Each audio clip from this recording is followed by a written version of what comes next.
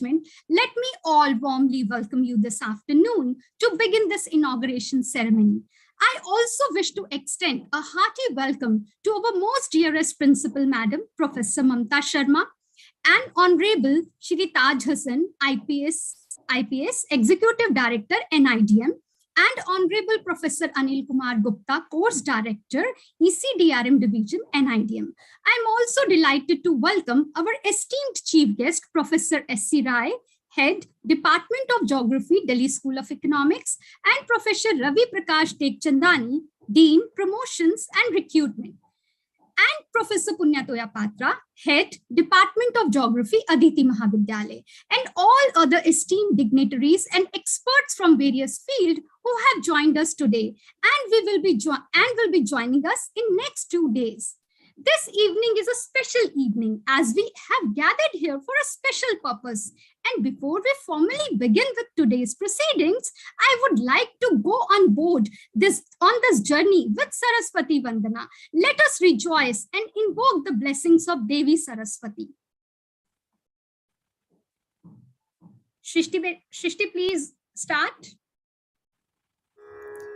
Jayati Jaya Jaya Ma Saraswati Jayati Veena Valini Ma Jayati Jaya Jaya Ma Saraswati Jayati Veena Valini Ma Na ho hai majdar mein Ma ताती का कुछ भी पता नहीं ना हो है मझधार में माँ ताती का कुछ भी पता नहीं आगे नहीं आ पार लगा जा तुम हो विघ्न विनाशिनी माँ जयति जय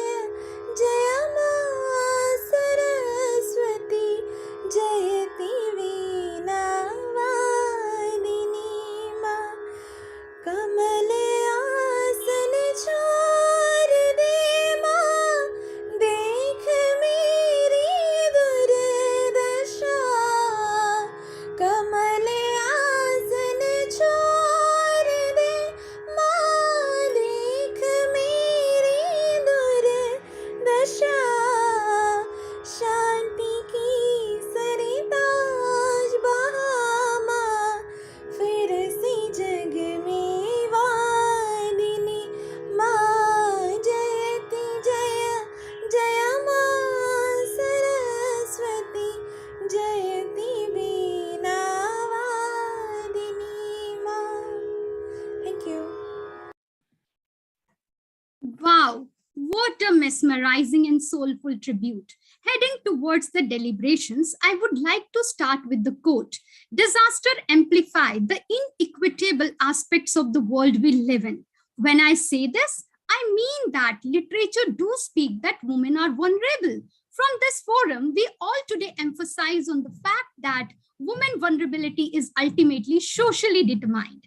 Disasters are not gender biased. It is we who are gender biased. It is not the characteristics of gender, age, income, race, and migrant status that define vulnerability. Rather, they are the outcome of the other processes of discrimination and marginalization. Women are considered a part of vulnerable group not because they are women, but it is the gender differences that put women at risk. But rather, the gender inequalities are already pre-existing in the society. We urge today from this platform that women are the key to society's social fabric and hence its capacity for resilience. With this background, I would move further proceedings of the day, and in this league, I'm pleased to invite Honorable Professor Shri Anil Kumar Gupta ji, Head of the ECDRM Division, NIDM, Government of India. Sir is a vast personality which needs no mention and is a well-known figure. Sir is a professor and head of the department, head of the Environment of Climate Disaster Risk Management Department of NIDM. Sir is a sustainability risk management strategist working in the area of disaster management, environment, and climate resilience for more than 25 years. He is looking after various international and national projects of policy research, planning, and capacity building. I have got an opportunity to see Sir at various higher platforms many a times, but today is the day when we all can hear Sir. I invite you, Sir, to share your vision with us and set the context of our 3-day training discourse. I welcome you, Sir. Over to you. Roshni ji, I think he is yet to join. Can we have Principal Ma'am first? Sure, ma'am. Now it's my privilege to invite our principal ma'am, Professor Mamta Sharma. Ma'am is an epitome of knowledge, experience, and inspiration to all of us. She is a dynamic head of institution who is rare with her forward-looking optimistic approach. I take the honor to tell you all about ma'am. Ma'am has completed her MSc in chemistry from Miranda House, DU, and secured third position with the recipient of Science Meritorious Award in 1990. Ma'am is a chairperson of many FDPs, jointly organized with many organizations, one of them with Mahatma Hansraj Faculty Development Center of Hansraj College in 2021. Ma'am is honored with the facilitation by Honorable Minister of Human Resource Development, Shri Pokhriyal ji, in 2020. She received Certificate of Honor from Professor Rajendra Kumar Anayat, Vice Chancellor of De Crest University, Murthal, for her remarkable contribution in the field of disaster preparedness and sustainable development on 21st January 2020. Ma'am has been graced with the Icon of Higher Education Award 2019 by International Development Center Foundation from Rajya Sabha MP Shri Vijay Singh Tomar at India International Center in 2019. Ma'am has also received Outstanding Educator Year Award from Viklang Sahara Samiti, Delhi for her services towards persons with disability on 2019. Ma'am is honored by Medicine Sans Frontier and Umeed Ke Kiran on the occasion of International Women Day. Last but not least, because there is a long list, that ma'am has also been honored by International Women Club by Czech Ambassador Mr. Milan Hovarka for her remarkable contribution in the education to rural girl on 30th March 2017. I invite you, ma'am, on the dais for presenting the inaugural address. Over to you, ma'am. Thank you, Dr. Roshni. Am I audible? Yes, ma'am, you're audible. Yeah, I take my pleasure to congratulate the Department of Geography for organizing this 3 days online training program on man-made disasters and women as responders since independence under the Azadi Ka Amrit Mahotsav jointly with NIDM. I extend a warm welcome to Shri Taj Hassan IPS and Professor Anil Kumar Gupta. Our chief guests for the day, Professor S.C. Rai and Professor Ravi Prakash Chandani.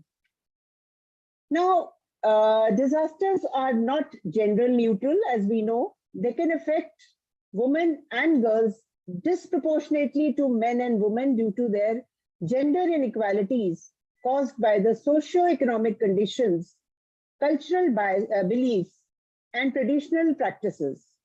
Understanding different gender roles, responsibilities, needs, and capacities are critical to identify, reduce, prepare, and respond to the disasters for the effective disaster risk management, and to better understand how to support women and girls as their own advocates and agents of change.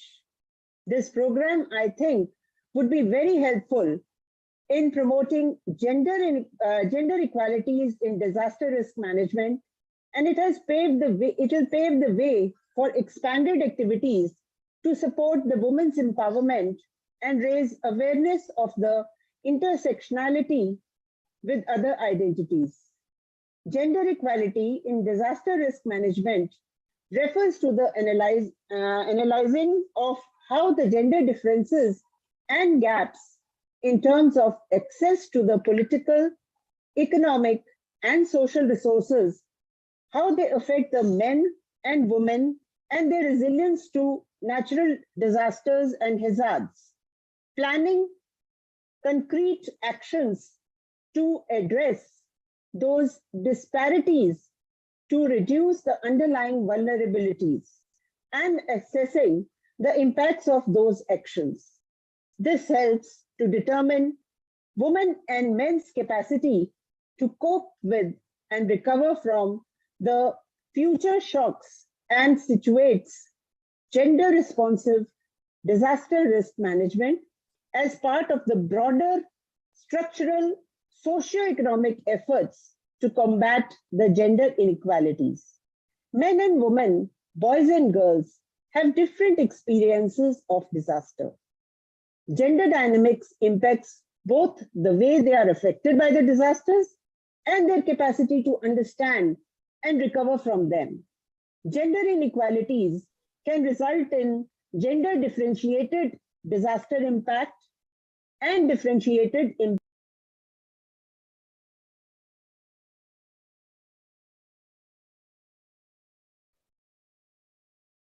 Ma'am, you are muted. Okay. Hello? Yes, now you are audible. Yeah. So, men and women, boys and girls have different experiences of disaster. Gender dynamics impact both the way they are affected by the disasters and their capacity to understand and withstand and recover from them. Gender inequalities can result in gender differentiated disaster impact, and differentiated impacts can influence the gender dynamics, which in turn can affect the future resilience to shocks. Disaster risk management policies are designed to maximize the results, taking local conditions, including gender dynamics, as fixed. When men and women are affected differently by the disaster, practitioners and policymakers have a responsibility to use the tools available for mitigating the disaster impacts to close the gender gaps in outcome. An improved understanding of gender dynamics of disaster risk and resilience also allows for a better policy and program design, which benefits all the stakeholders. Significant evidence shows that despite the gender differentiated vulnerabilities, women and girls are also powerful agents of positive change before, during, and after the disasters occur. Women's empowerment includes facilitation of capacity building and leadership training to have representation in the decision-making activities. So with these words, I would hand over to Dr. Roshni to take the program further, but with the message that the outcome of this training program should make our students as the brand ambassadors to our mission to mitigate the disaster management. Over to you, Roshni. Thank you so much, ma'am. You are an inspiration to all of us and will continue to remain so. Your presence with us in all our endeavors is encouraging to us. Keep showering us with your blessings. Now I'm pleased to invite Honorable Professor Anil Kumar Gupta, Head of ECDRM Division of NIDM under Government of India. Sir's vast personality needs no mention, and he is a well-known figure. Sir is a professor and head of the Department of ECDRM of NIDM. Sir is a sustainability risk management strategist working in the area of disaster management, environment, and Change the slide. Climate resilience for more than 25 years with national and subnational and business administration. He is looking after various international and national projects of policy research. This is not the slide. स्नेह अनिल जी की slide लगाइए, Anil sir की slide. Yes, thank you, Sneh. So I just repeat. So I'm pleased to invite Honorable Professor Anil Kumar Gupta ji, Head of ECDRM Division of NIDM under Government of India. Sir's vast personality need no mention, and he is a well-known figure. Sir is a sustainability risk management strategist working in the area of disaster Dr. management, Roshni, environment. Yes. I think we have already given sir's introduction. Okay, fine. Thank you. You can So please invite. I invite you, sir, to share your vision and set the context of our 3-day training course. Over to you, sir.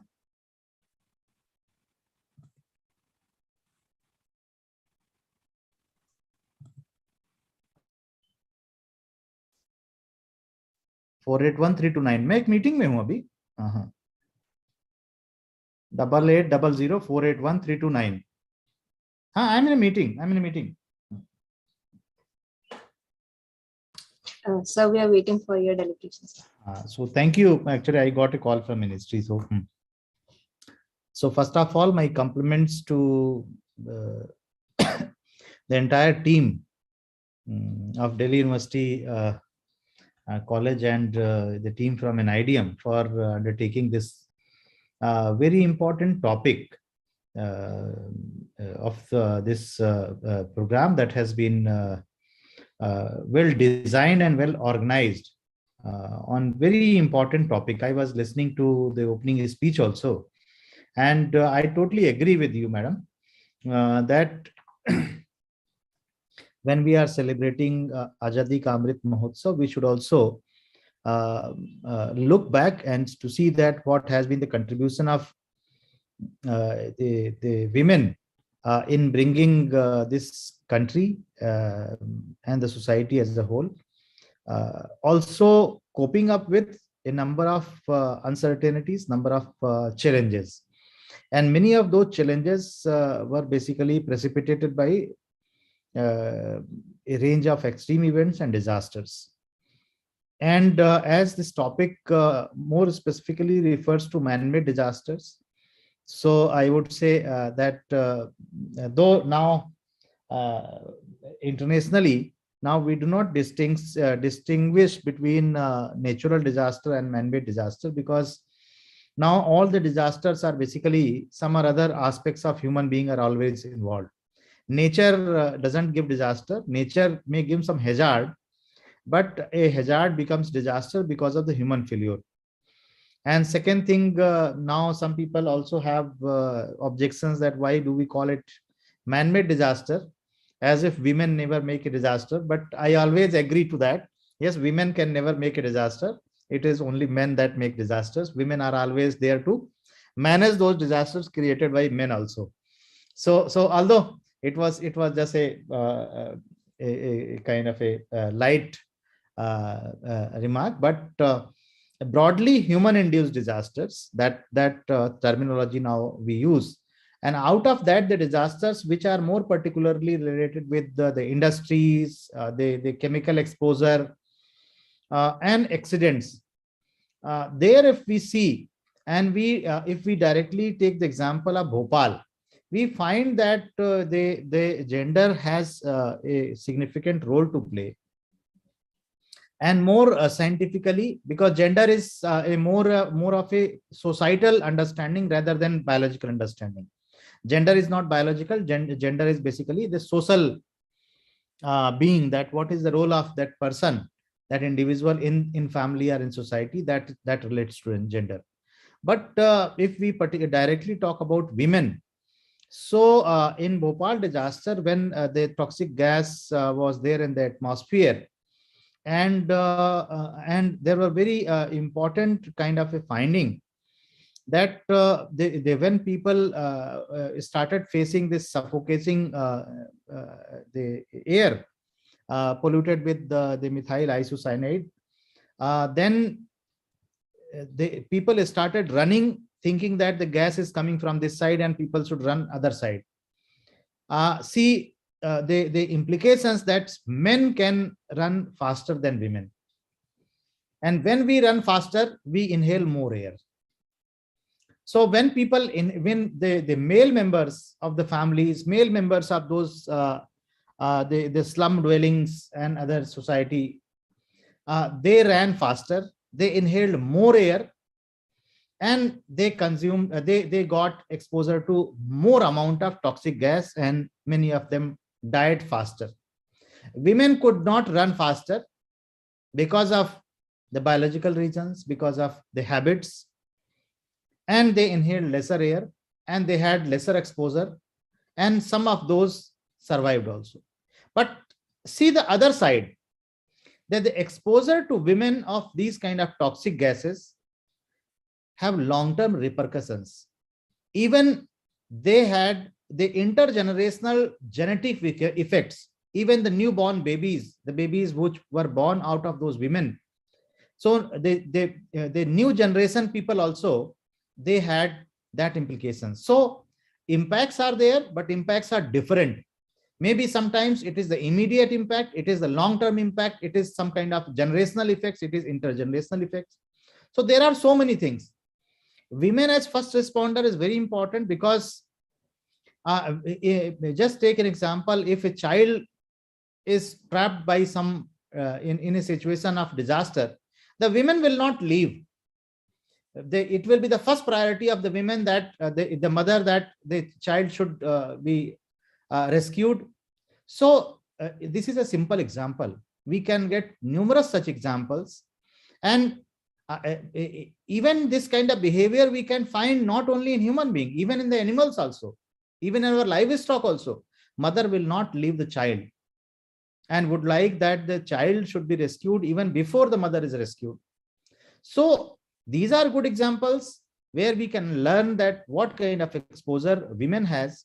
And by these kind of examples, we can understand that women has multiple exposure. Women can be directly hit by disaster. If the family member of a woman is hit by disaster, then it is again another layer of suffering.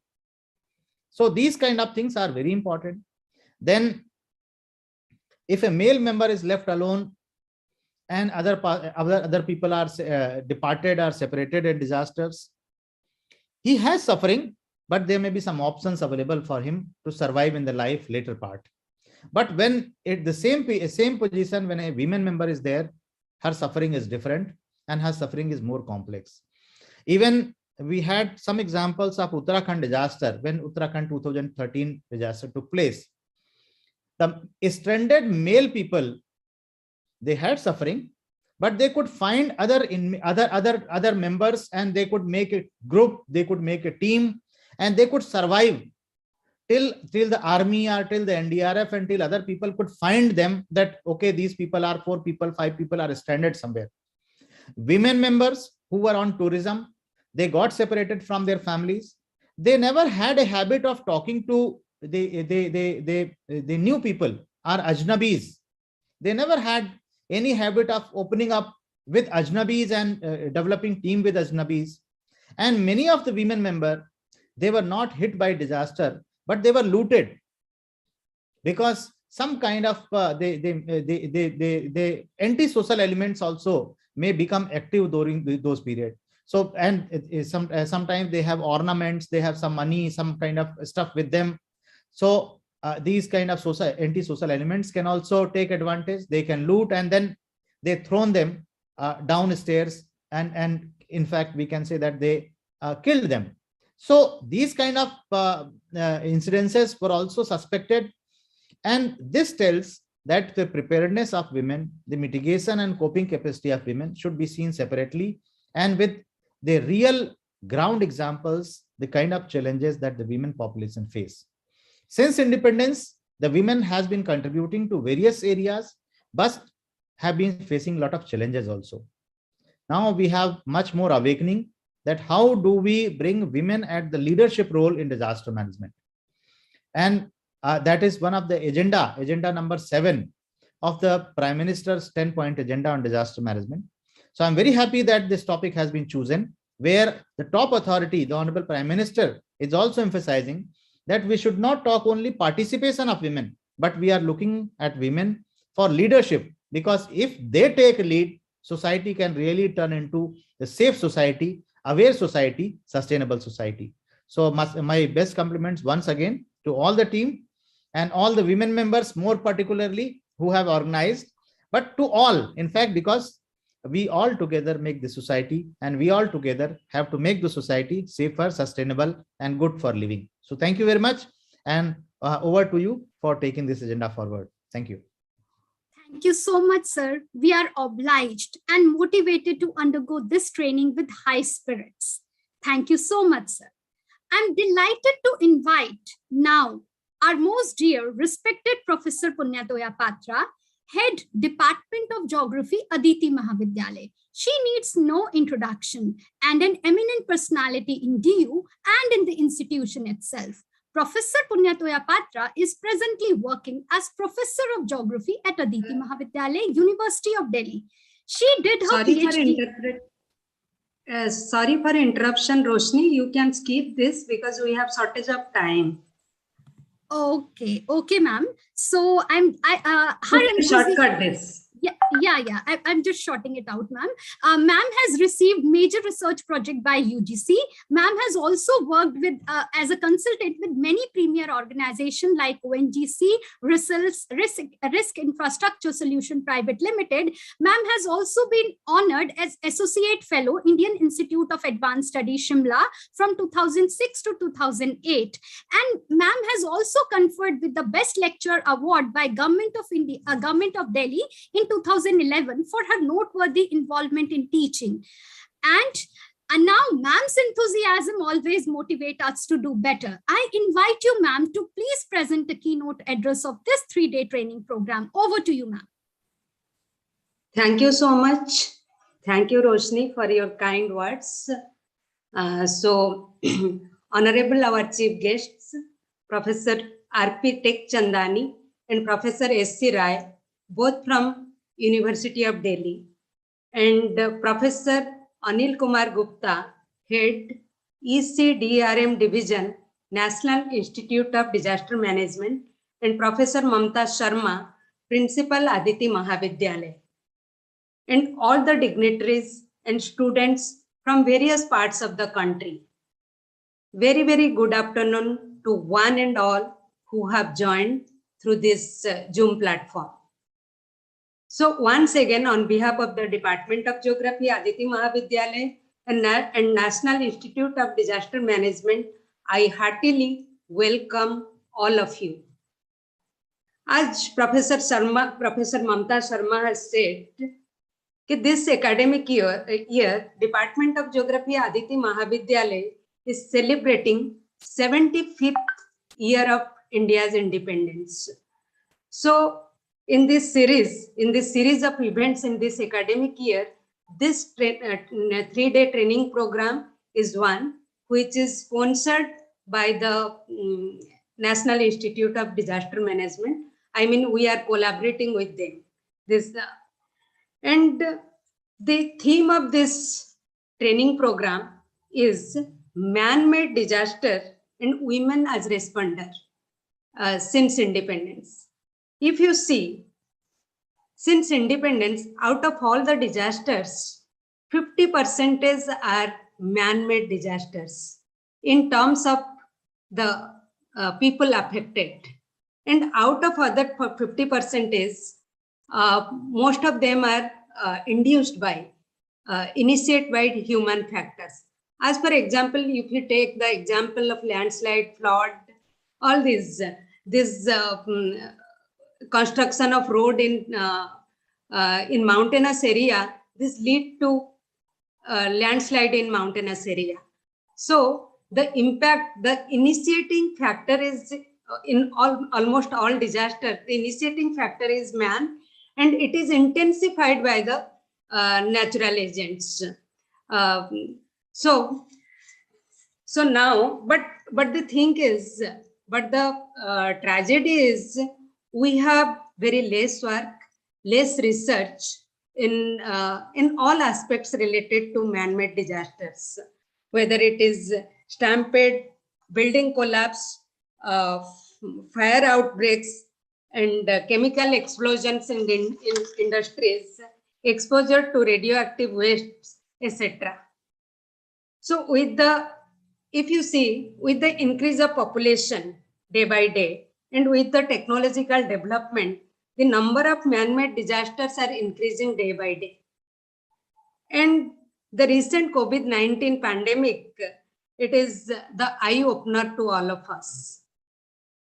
And we have also taken women as responder. Because as Professor Anil Kumar Gupta has mentioned, the women are more vulnerable in comparison to their male counterpart. So we have to take women in every stage of disaster management. Like if you see the participation of women in the planning, designing, implementing, and maintaining emergency program and rehabilitation projects is still lower side. It is very less. So it is important to take women to in disaster management policies. So keeping all these views in mind, all these points in mind, we have taken this theme for this 3 days program, that is man-made disasters and women as responders since independence. And this is under this broad theme, we have 3 sub-themes which will be discussed in 3 different days. On first day, we have gender and disaster. We have sub-theme gender and disaster. And second day, we have legal framework and policy implications. And on third day, the theme is women role and disaster risk and reduction. And now we have also resource persons across the discipline, like from geography, from social work, from political science, from economics, from medicines, etc. And we have also resource persons from across the country and also from different age groups. So to share their views, from different disciplines, they will discuss their research and the viewpoint from the different age groups and the experience from different parts of the country. So I once again welcome all our resource persons, all our participants to this 3-day training program. I hope this training program would develop an understanding on importance of women's role in managing disaster. I wish all the participants good luck and for enriching experience in this 3 days training program. So thank you, Roshni. Over to Roshni.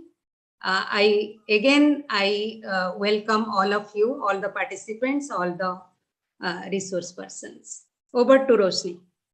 Thank you so much, ma'am, for your insightful address and constantly paving the way to do something new. It's not easy to be engaged all the time, but with you, it's always due.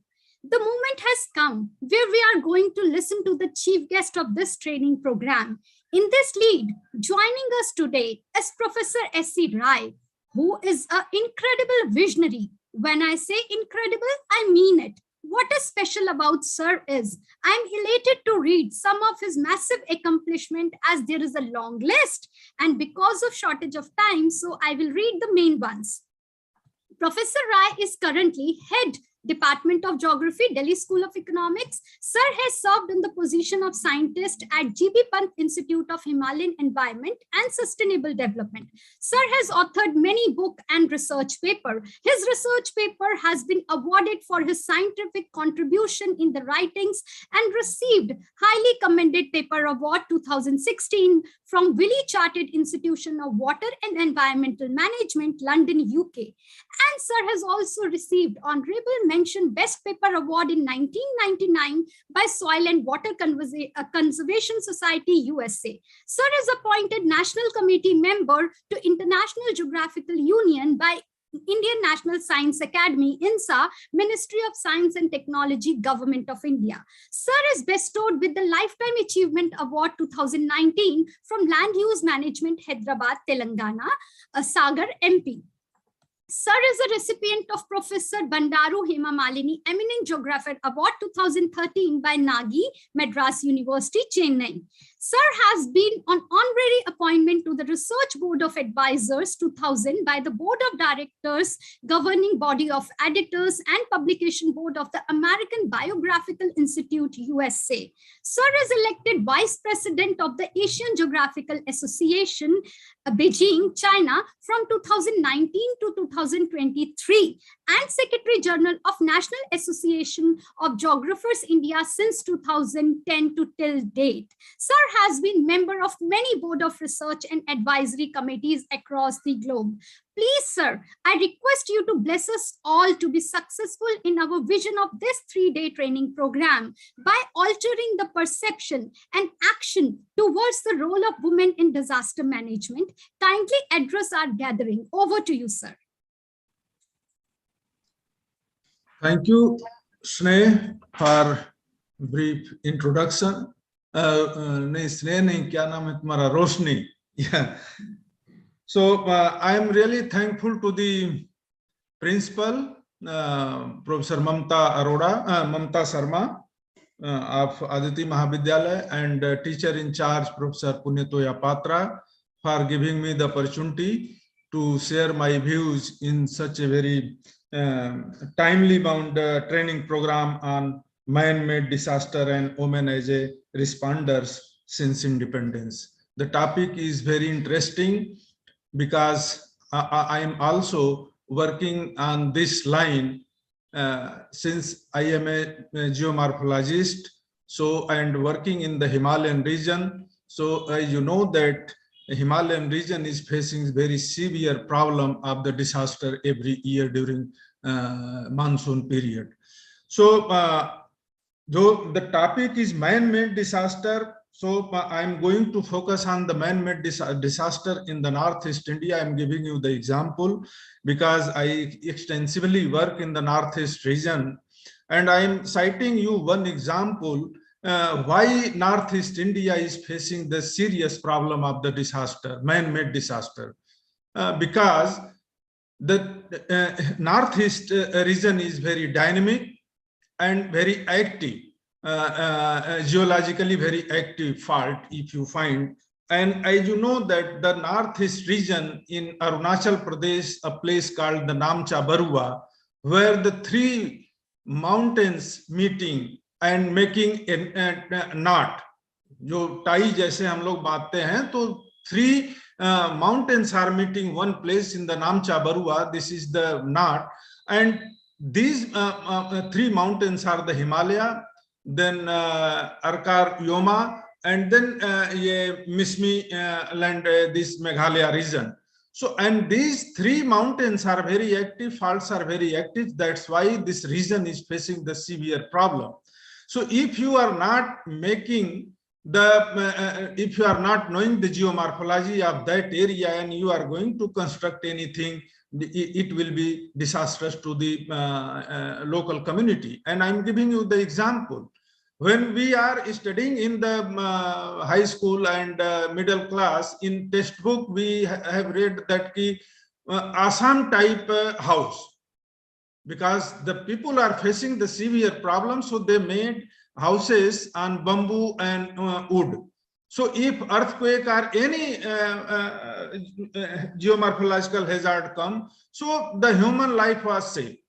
But due to modernization, what happens? The entire Northeast region, if you go and see, multi-story building is constructed. And everybody knows that the Northeast region is very prone to the earthquake.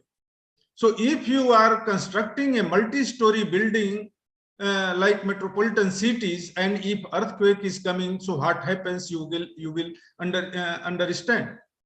So this is the man-made disaster, because we are making the disaster in the hilly region, and in any area we are constructing dam or anything. These are the disasters for the local people. And I am also giving one example because I have seen in the Arunachal Pradesh in Itanagar, the people constructing building in the nalas. And if you saw that, if you know that the whole Northeast region is very excessive rainfall zone. So what happens? So the people, the government knows, educated people, bureaucrats constructing building in the Nala and multi-story building. You know that the Arunachal Pradesh Itanagar soil is not stable. Lithology and geology is not stable. So if you construct any building, so the disaster will happen. So there is a need to make a plan that the people should avoid constructing multi-story building in such a earthquake-prone areas or geomorphological hazard area. Other example I am going to cite you because people are not looking about the slope of the hill. And if you see the entire North Itanagar capital complex is in Cuesta slope. This is a term in the Cuesta slope. Cuesta slope means sloping slightly. And if you are constructing any building in the Cuesta slope, this will be the disastrous to the local people. So these are the examples I am citing because the people don't understand which type of slope is there, which type of the topography is there, which type of building we can construct. So these are the problems in the entire Himalayan region. I'm not saying that only Northeast region, but entire Himalayan region, same type of problem is coming. So this should be avoided. And I think that this training program is very useful for the these policymakers as well as NGO and student. They can know how this man-made disaster is more dangerous to other disasters.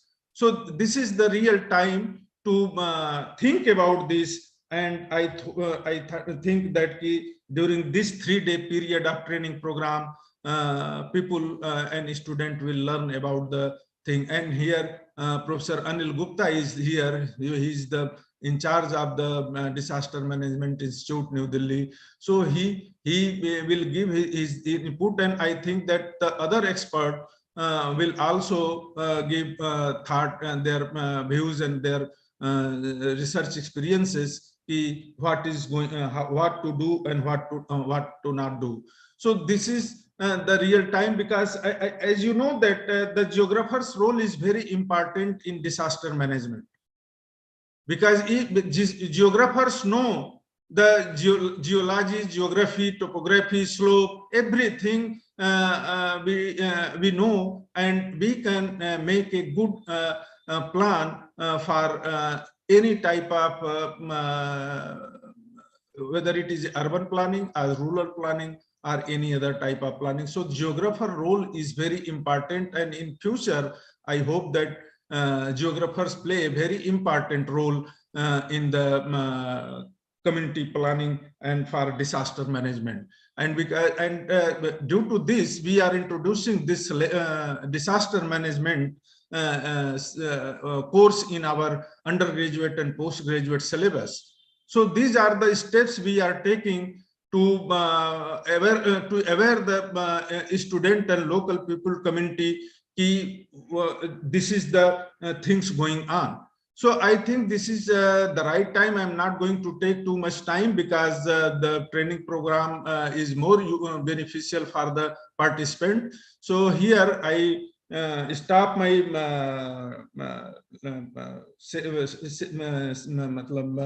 idea and lecture, and I hope that this will be very useful for the participant.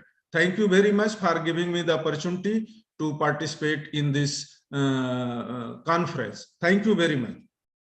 Thank you so much, sir. Your in-depth analysis to understand the geomorphology has given us really important insights for the day.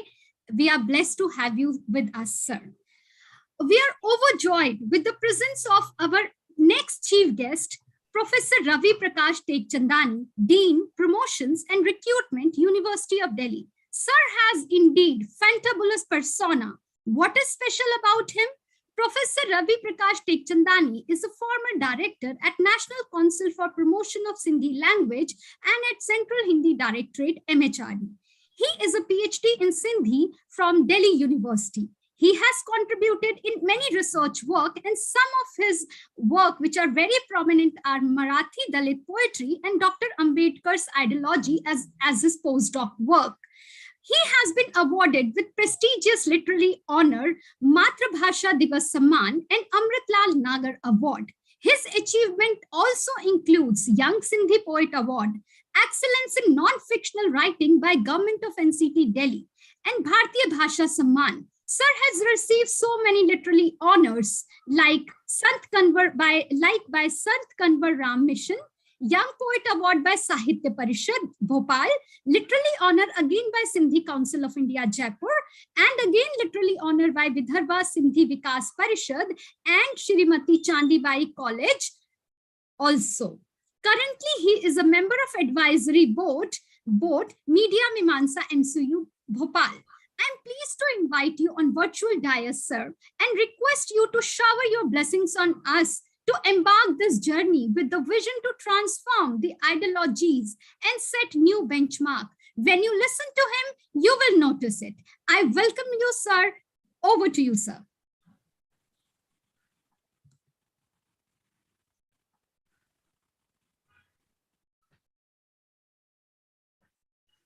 I think I have not joined, ma'am.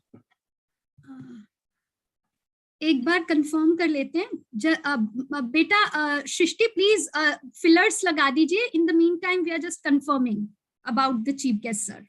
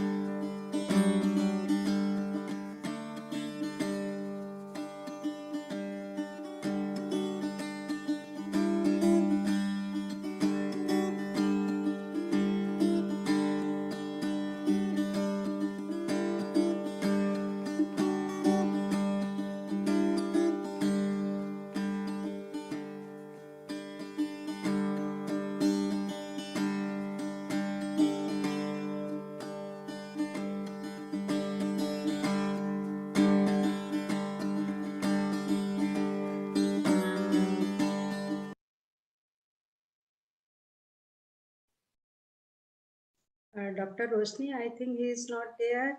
You can proceed for further. Okay, ma'am. Sure. Thank you, ma'am. So,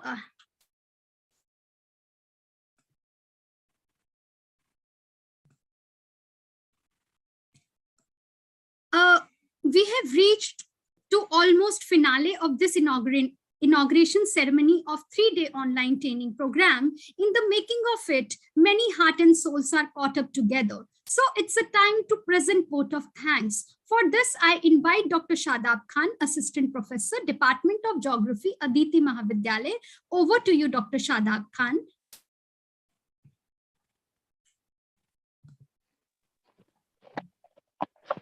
Hello, everyone. Am I audible? Ji, Shadab. Okay. Very good afternoon to all of you. It's my great honor and privilege to propose a vote of thanks on this inaugural session. First and foremost, I like this opportunity to express our sincere gratitude to IPS Shri Taj Hassan ji, Executive Director of NIDM, and Professor Anil Gupta ji, Course Director, for providing this platform for a 3-day online training program. Sir, your presence is really quintessential. I special mention to our respected Principal Ma'am, Professor Mamta Sharma, for being the catalyst that stimulated us to do our best. Ma'am, your presence always adds up zeal and enthusiasm among us. We are thankful to our honorable chief guest, Professor S.C. Rai sir, for his kindness, his interest, and continued support to Geography Department of our college. The way he today explained the problem in the Northeast region due to the geological structure, due to the interference of human activities, it is really a matter of concern. Sir, your presence today is a great source of motivation to all.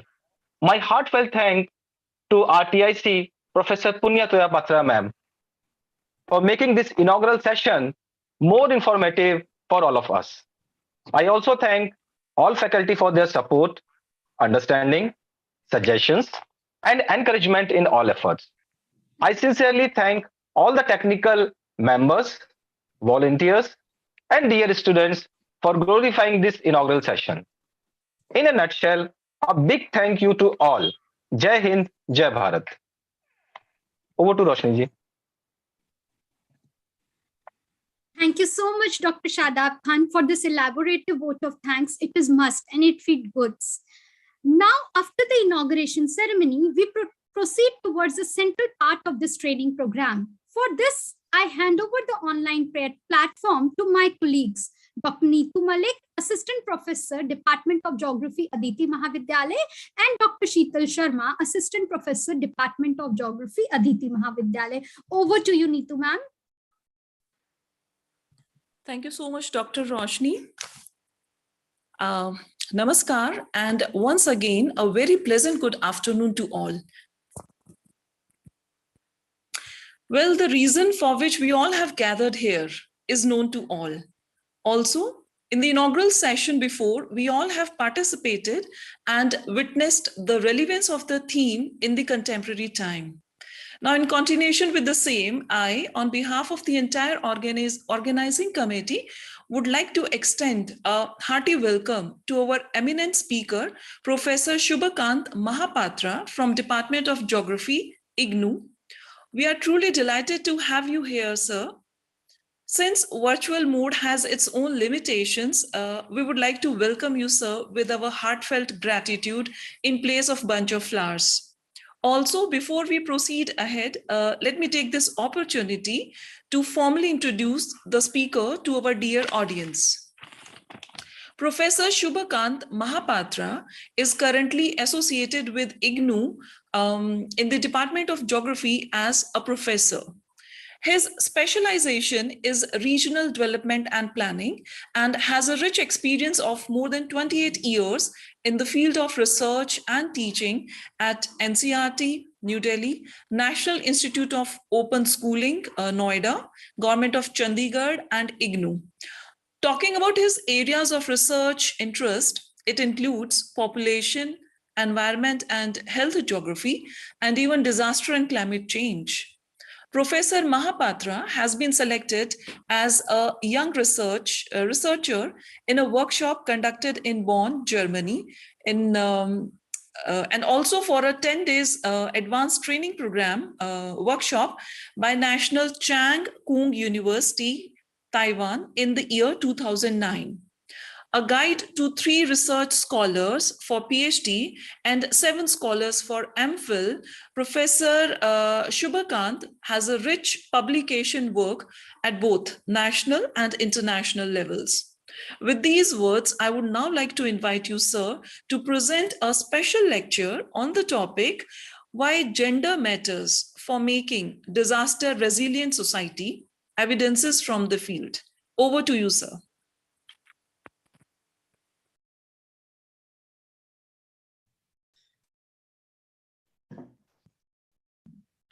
Just give me 1 minute.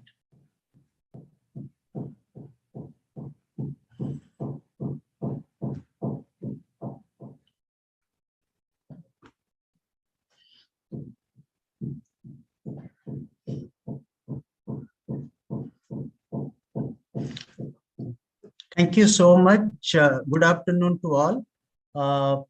Esteemed Principal Professor Mamta Sarma, Professor Patra, coordinator of this program, and all the faculty members of the Aditi Mahavidyalaya, as well as the participants of this 3-day training workshop.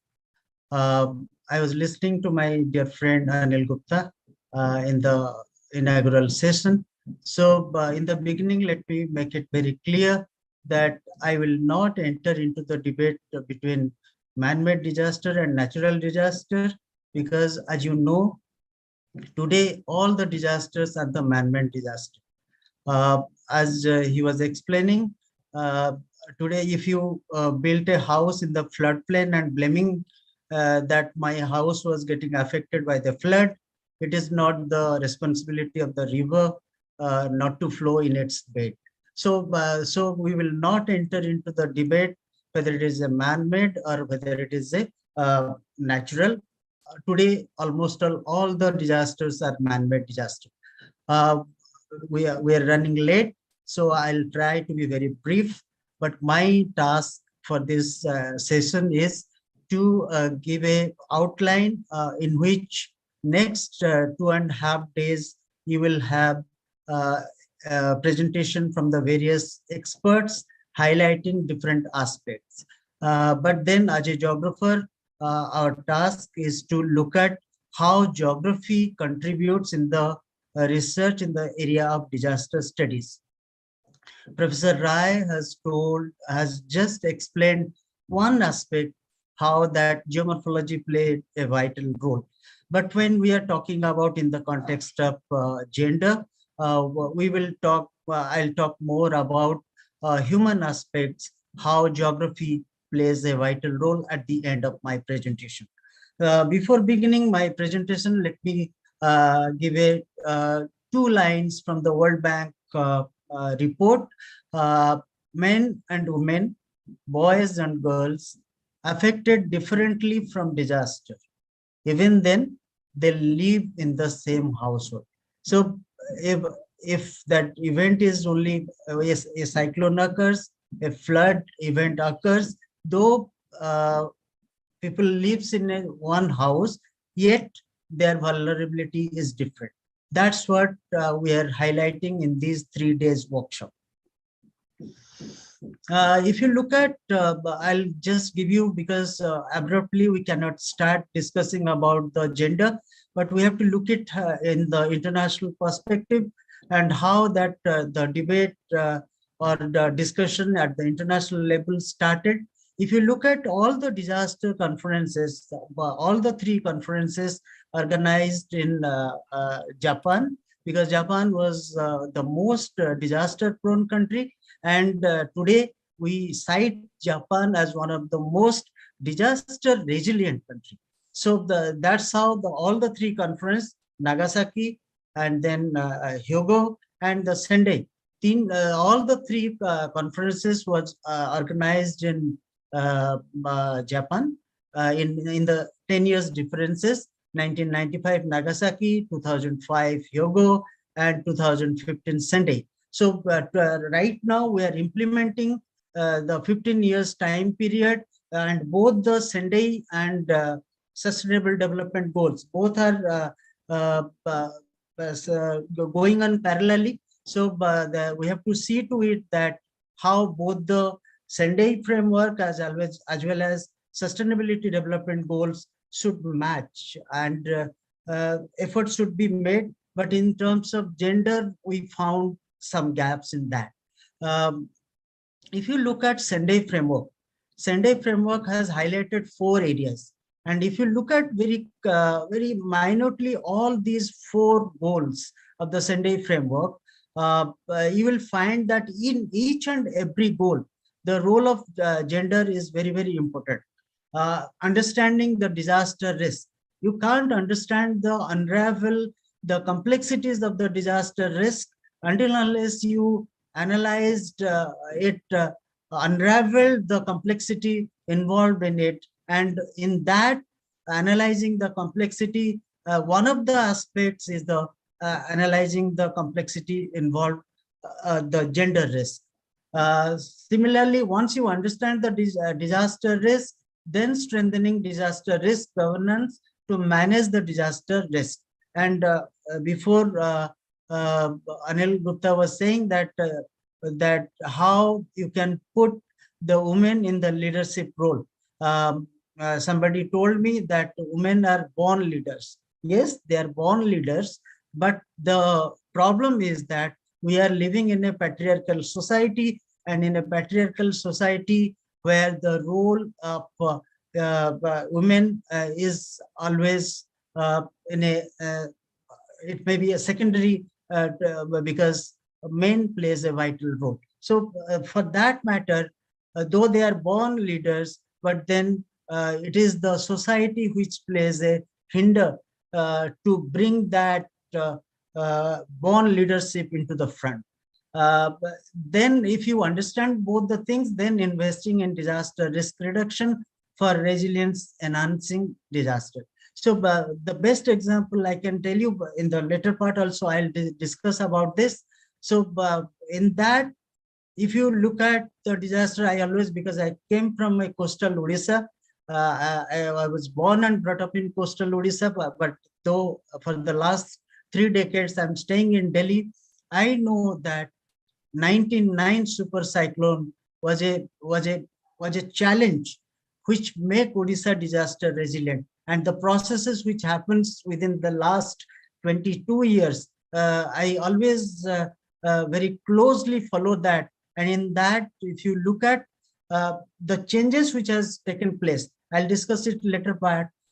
Their government has made an attempt to bring women in the front in all aspects. So then when we are talking about disaster risk reduction, resilience, and enhancing enhancing disaster vulnerability, enhancing disaster resilience.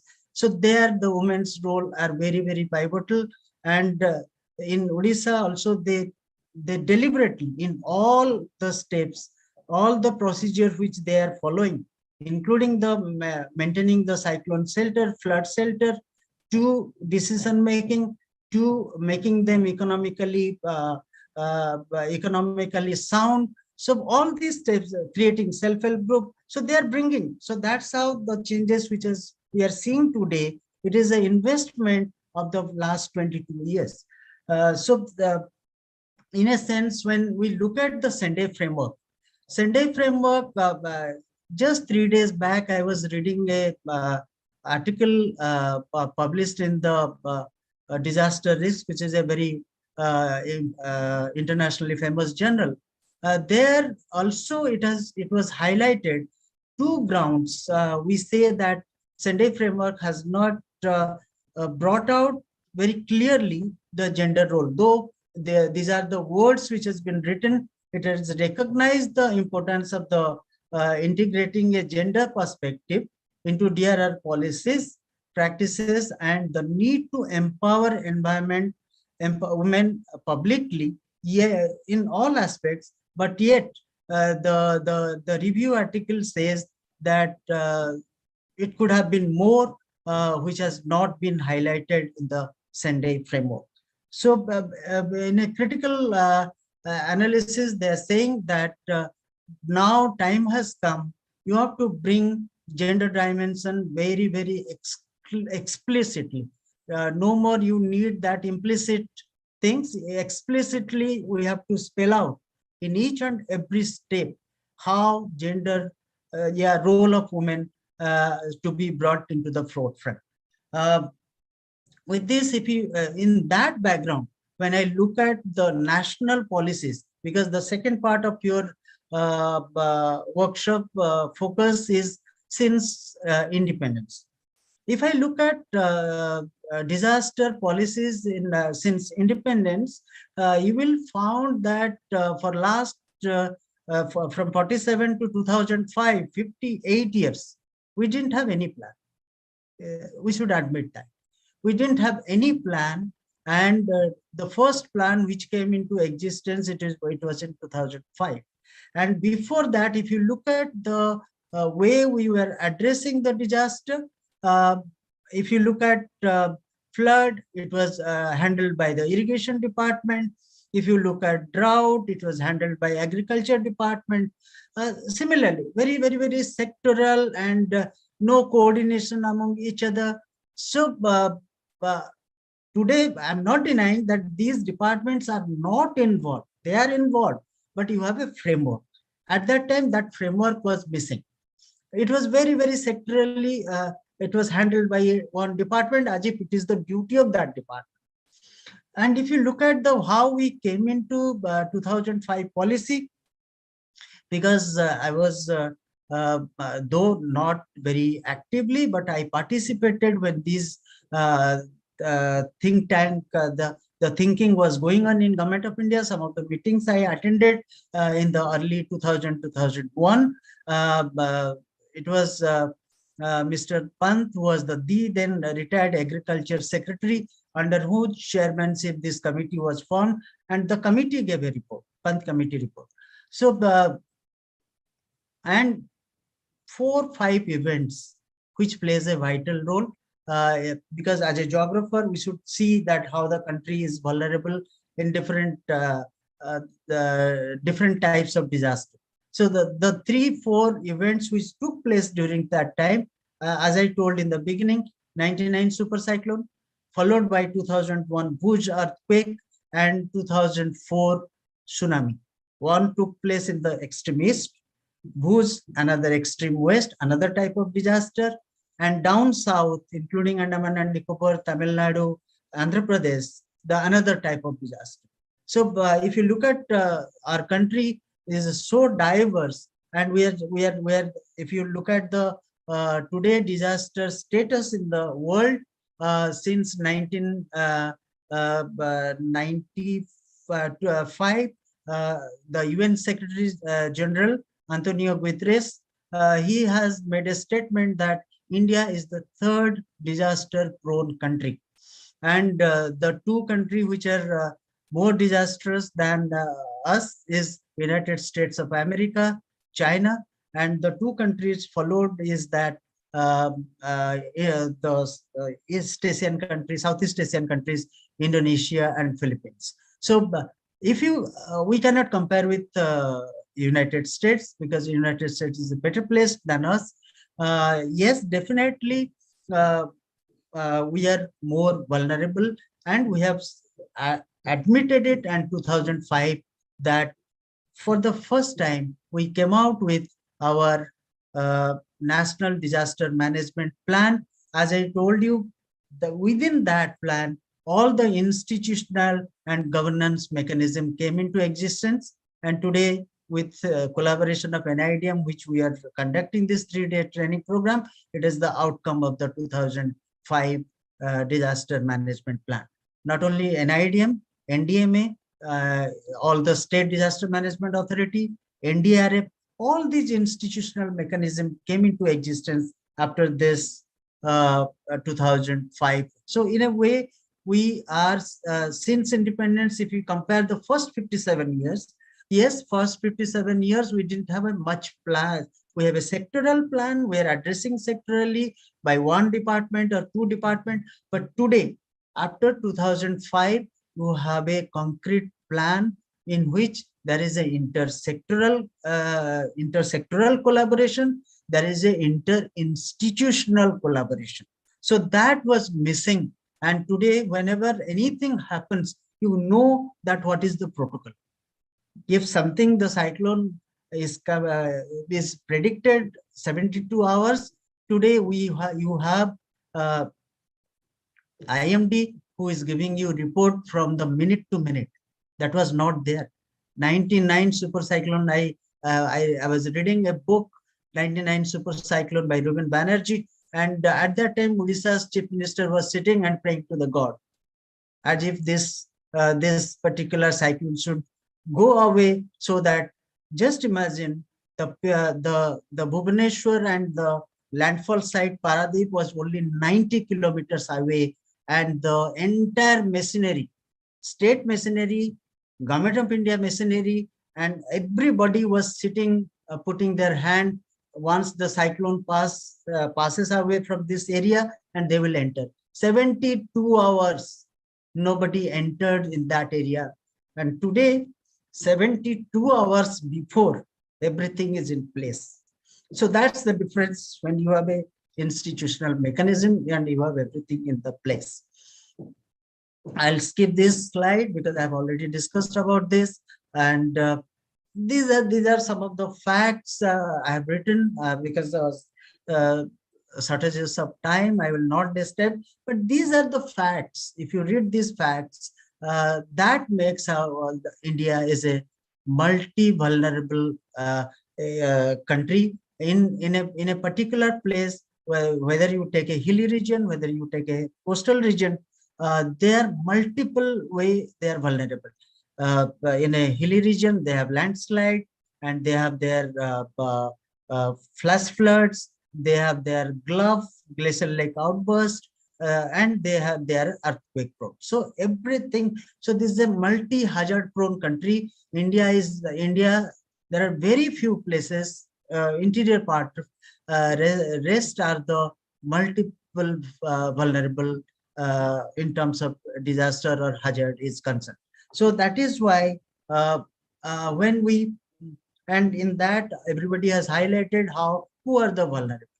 And when we talk about the vulnerability, yes, women is one of the most vulnerable due to various socio-economic factors.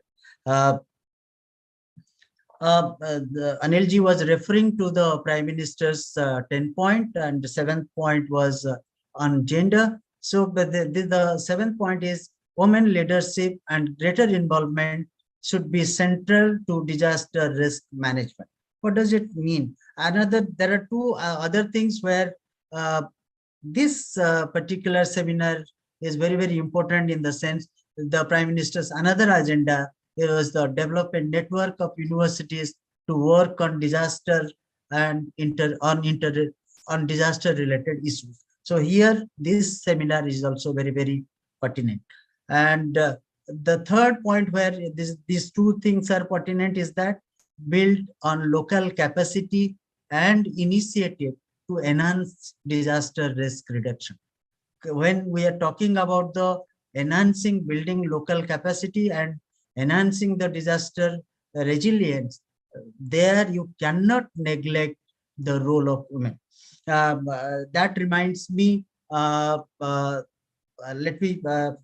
reminds me in my early days when I joined IGNOU, we have a chair for sustainable development, was headed by eminent scientist Professor M.S. Swaminathan, and we had the opportunity, we had the privilege to work with him, and we had very informal discussion. And Professor Swaminathan always used to say to us that anywhere, whenever any aspect, whether it is an environment, whether it is a climate change, whether it is a disaster, when you are looking at sustainability aspects, that cannot be sustainable. He gave three words. You have to look at everything in these three terms. One is pro-nature, pro-poor, pro-women. But this cuts across. Women can be poor also. But then you have to look at all the, things, whether to just look at whether the things are sustainable or not. So they pro-women. So you have to see, because they are 50% of a society. And you cannot ignore and you think about any development or any sustainability without their participation in a positive manner. So these are the Prime Minister's about that gender role in disaster. I'll skip this. I'll skip this slide also. So you know that everybody knows that when we talk about difference between, because there are some students in the group. So it is gender is a cultural construct. So when we talk about the cultural construct, and we are talking about in a patriarchal society, and there the things which I was referring, that we are born leader, but then that leadership sometimes restricted, because they are born with the societal situation is such, they are multitasking also. But again, that multitasking, we have to see to it that whether they are doing it with a very happily, or we are imposing them. to do this. So that freedom, we have to see to it. If somebody is doing with happily that multitask, it is fine. But societally, if you are imposing that multitask, you just see to it that how vulnerable they are. They are under tremendous pressure. So here I have just listed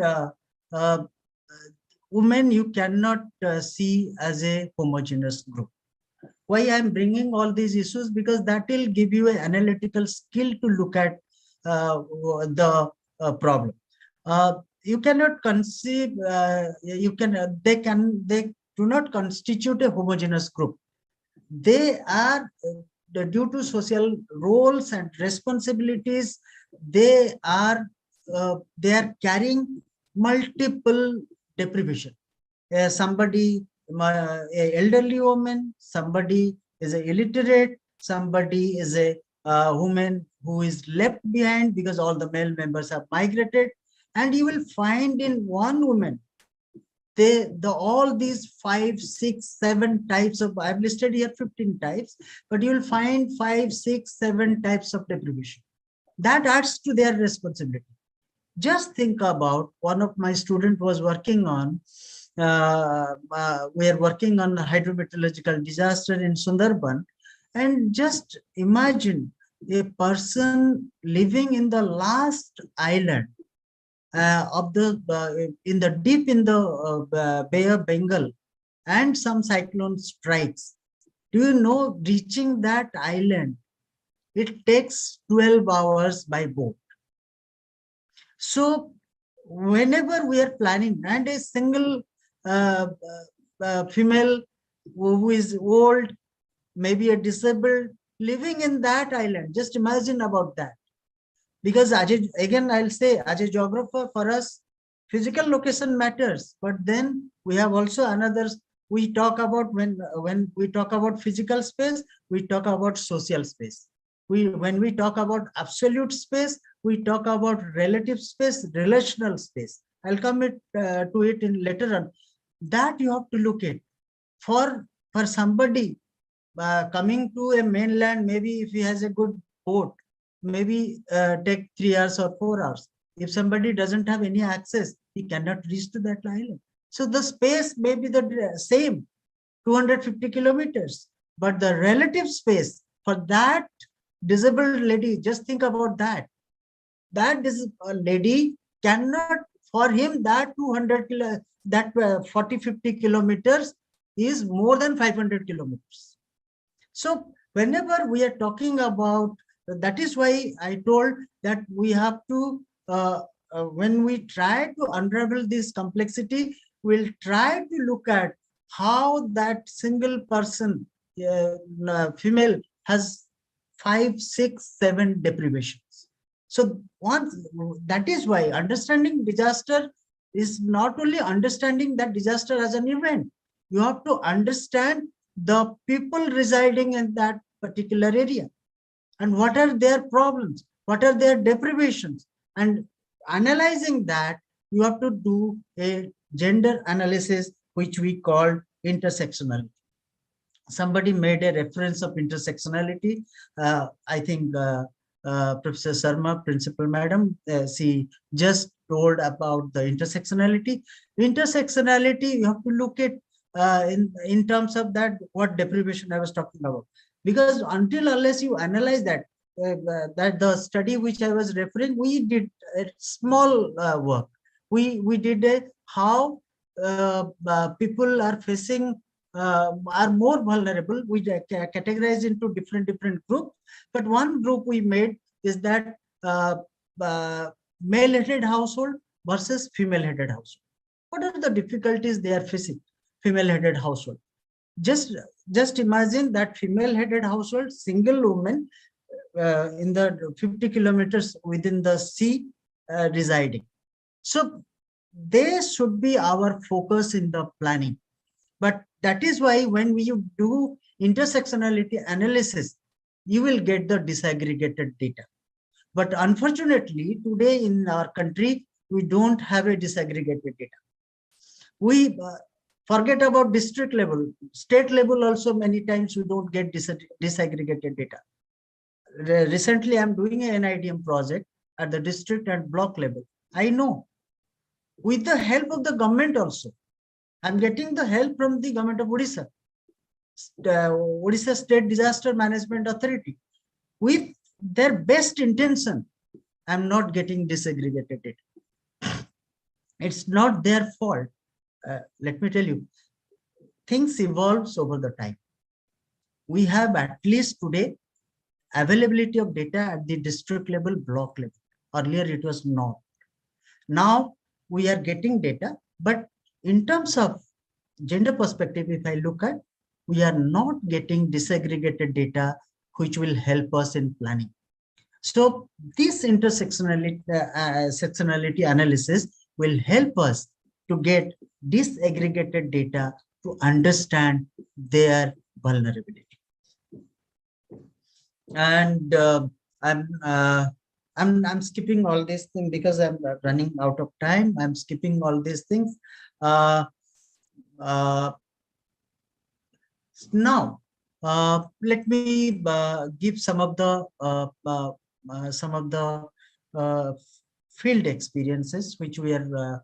As I was saying that if we would have disaggregated data, it would have helped. But we have enough experiences now. Let us admit that today in 2022, the situation is not the same what it was in 99, 2001 or 2004. Today we have certain mechanism. We have institutional mechanism. We have a governance mechanism. The only thing is that how to make it more better and better. So the effort is going on in that direction only. And if you look at from the gender point of view, some of the things where female faced a lot of problem, when I particularly in a relief camps. Why I wrote here relief camps, not cyclone shelter or flood shelter, because these three things are entirely different. If a cyclone shelter has been built, some of the things has been taken care of. If a multi-purpose flood shelter has been built, some gender aspect has been taken into care. For example, let me tell you what is the difference between the two. If a cyclone shelter is built, at least problem is there, but at least they have a separate room for female, separate room for male.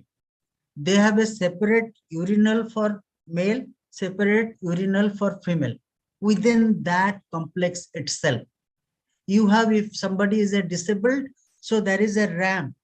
We have built a ramp for that. But let me tell you, these facilities are very few and far. Many of the states, despite all these disasters, Odisha made a lot of progress in that. But other states where I visit, my neighboring state, Bengal, they are better than Odisha in many socio-economic aspects.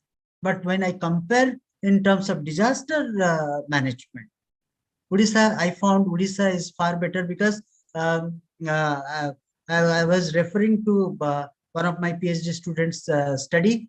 He did its study after the cyclone Ayla. So the entire Bengal was devastated. So after Ayla, so he has analyzed, and we visited just after all these last 3-4 years cyclone which has happened in Odisha.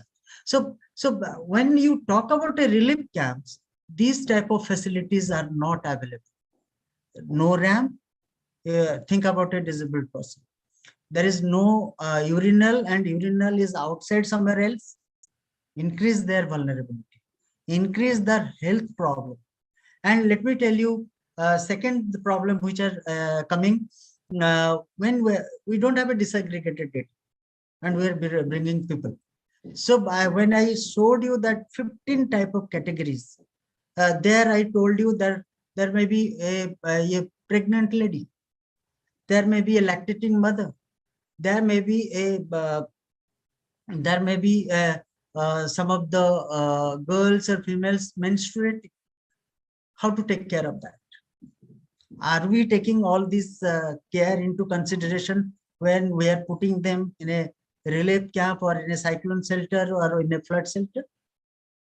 Many cases not. But yes, in some cases we are doing that. But this is another type of vulnerability which came into the picture, and somewhere it has been addressed. Let me tell you one example again, because my experience is very, very limited to Eastern Coast. To some extent, North India, but North India is not facing this type of problem. In Odisha, what they did is that how to address that. Now they're providing when they're making all these arrangements, they're making provision for sanitary napkins. They're maybe making provision for the dry foods and hot water provision. And the third thing, the pregnant lady. So what they are doing is that if they are getting some message that cyclone is coming 72 hours before or 96 hours before, they're getting, and by 72 hours or 48 hours, they're getting clear that where it will make landfall. So when they're getting this message, the first thing assessment at the cyclone shelter level they're doing is that, is there any pregnant lady who is going to give birth within 48 hours or 72 hours or 96 hours? Immediately what they are doing, instead of sending them to the cyclone shelter, they are shifting them to the district hospital. So this is the planning you need. Disaggregated data helps you to do all sorts of planning. So this is one example. So in each case, if you get your institutional mechanism in the place, governance mechanism in the place, and then disaggregated data is available and your intent is there to help, then this type of planning would be possible. Otherwise, it is very difficult to do all these things. And the post-cyclone problem which is arising, 2-3 things I have listed. Post-cyclone, if you look at the domestic violence increase, problem is that, as I told you in the beginning, it is a patriarchal society. The male cannot digest that he's sitting idle. He's not able to do anything. He doesn't have any work to support his family. The sheer frustration, sheer helplessness, and this is highly injustice, and that frustration he is taking in the family, either in terms of this violence with his wife, with his children, and this is very, very common. And they are bearing all this brunt without any reason. And another things which we found out is that sometimes very meager amount for loss and damage is given to the families. And some of the places it has been observed due to their frustration, due to their problem, all the money they spent in alcohol. The entire money finished drinking alcohol or substance abuse, and they're left with nothing. And that creates again a problem in the family. So that this is a very, very major issue, how to handle it at the society level. So that we have to see to it. And many of the female survivors undergo sexual harassment. So these are some of the cases it has been also observed, because when you have nothing, so girls are the most victim. Two way. One way is that either they go for their early marriage, and second thing is that most of the girl child dropped out from the schooling system. So because when a choice, otherwise also this in general, in a poor family or in a family where you can't afford, we have seen, many of the studies have seen that when a choice comes to provide education, the first choice they give to male child. But in this case, the worst situation also, two types of problems arise. Either the early marriages you will find in some places, and in some places you will find that it has been that the girl child has been discontinued. Either she is helping in the household work or she is going with entire family to earn for living. So some of these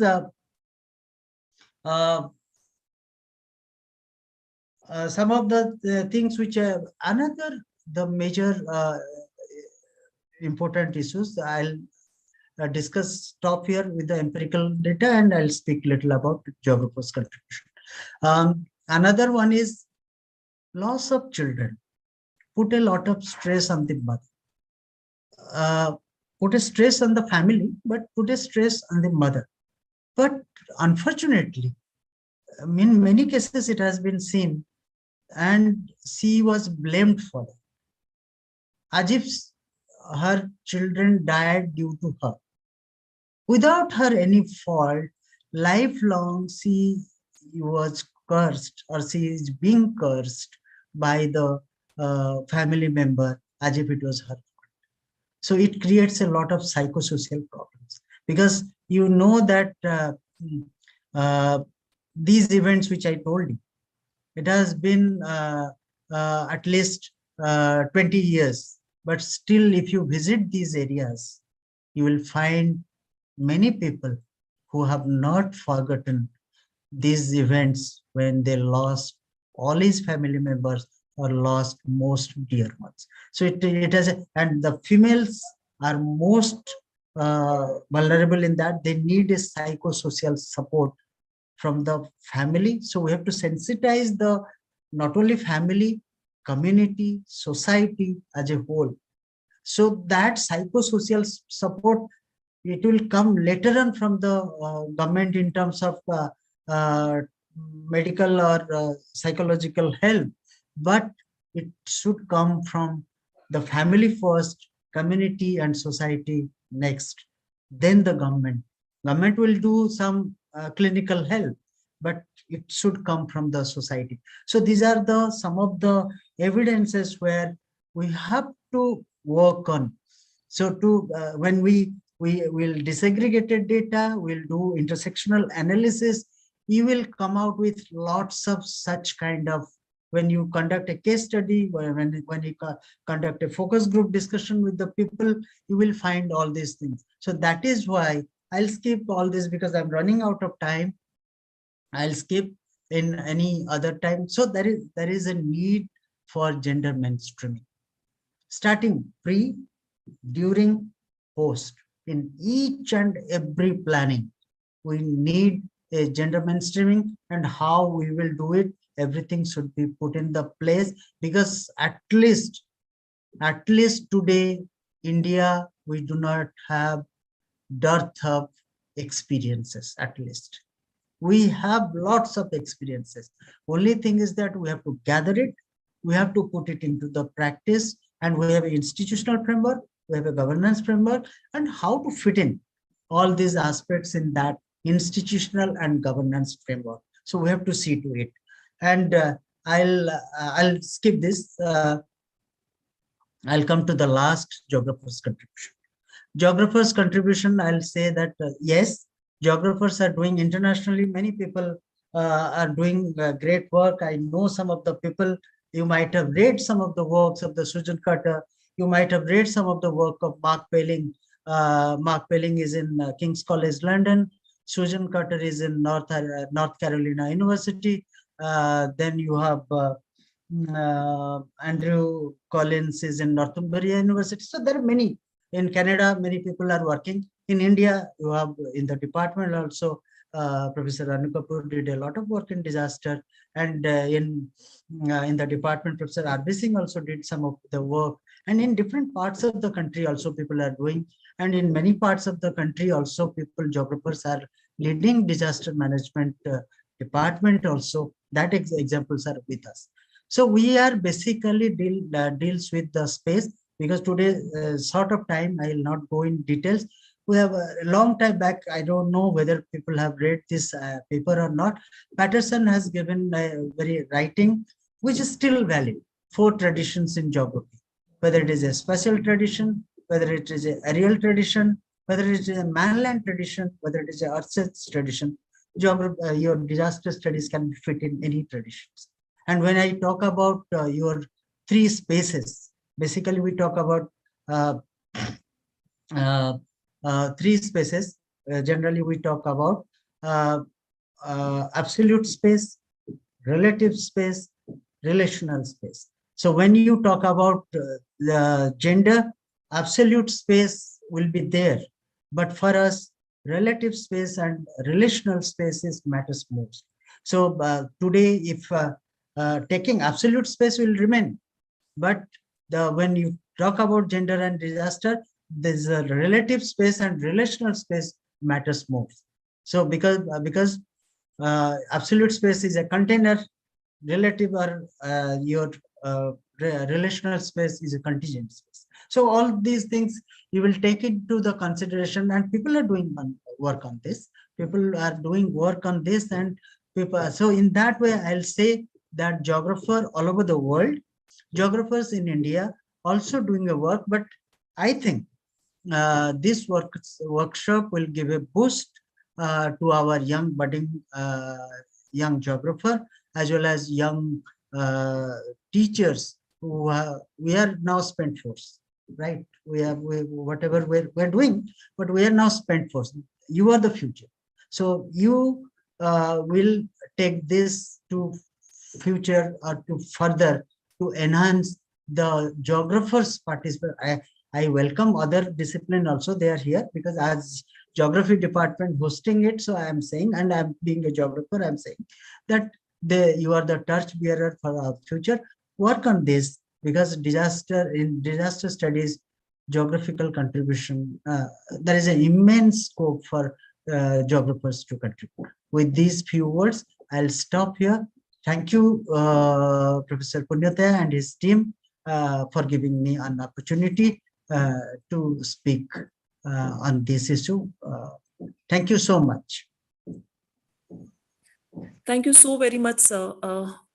We are truly delighted by your influential talk, and in fact, your depth of knowledge is like immense. Though we wanted to hear more and more from you, but time constraint is there, and we do understand. So we have two more speakers for this particular session. So before moving, before moving ahead, I would like to take up questions from the participants. There is a question. Okay. A participant wants to know about gendered disaster risk reduction. Is it a developmental issue or humanitarian issue? Sir, if you could please throw some light on this query. See how you will differentiate between the developmental issues and humanitarian issues. Humanitarian issues, something emerged out of the development only. So you cannot segregate humanitarian issues from the developmental issues. For me, my understanding is that this is the both. Because when we analyze development and disaster, some of the disasters helps us planning. As I told you, 99 super cyclone would have not happened. Odisha would have remained the same. So they took it as an opportunity. So that they made the changes. And in some places, when you are making some of the development which we made, it has reduced the development. So you, as a geographer or as an academician, we should understand you cannot look humanitarian issue segregating from a developmental issues. This is my understanding. Humanitarian issue is also a part of a developmental issues. Yes, sir, we do understand, and we completely agree with your point of view. Okay, let me check. Okay, right. So can I have one question from my own side? Yeah, tell me. So these days we have been listening, like, people say that gender equality is new normal nowadays. But then how far is this journey for a country like India? You know it very well. I know it very well. Is that it sounds good?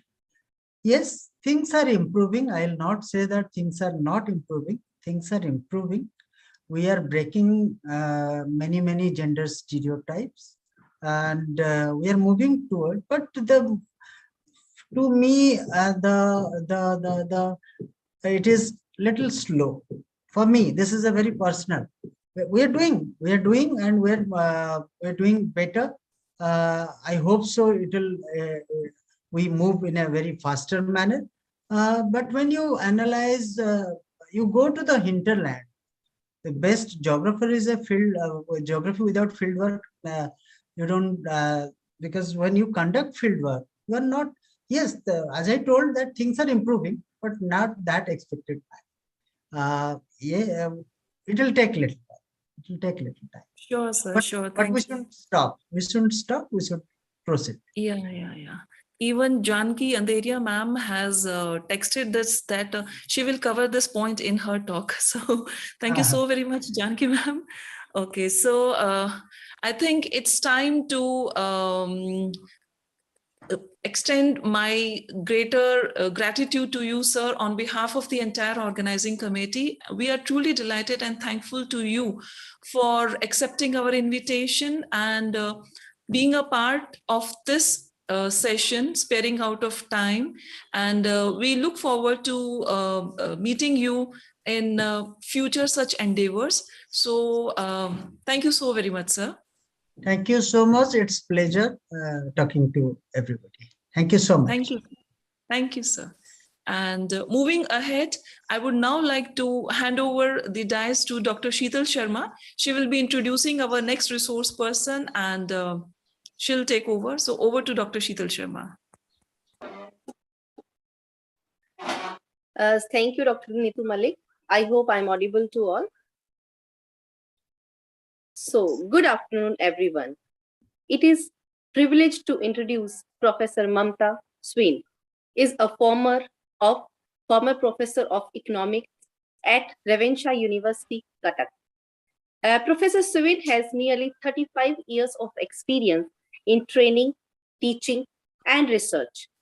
Such a great achievement in this field. Professor Swin has obtained her MPhil degree from Delhi School of Economics and PhD from University of London.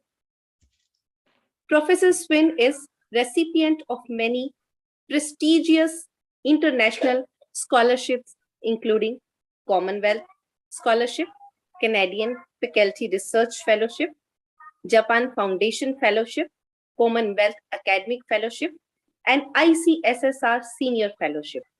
Wow, ma'am. As visiting fellow, she has pursued postdoctoral research in agricultural economics. Professor Swin has completed 20 research projects in the field of water resource management, agricultural and environmental economics, and gender studies, with sponsorship from the various commissions. Professor Swin published 10 books and more than 100 research papers in national and international referred journals and edited books. Ma'am, this is like great thing in this field. And with this, I would like to give few examples of your books on the gender issues in disaster management. Few examples are here. One is gender dimensions of displacement and resettlement. Another one is gender perspectives in disaster management.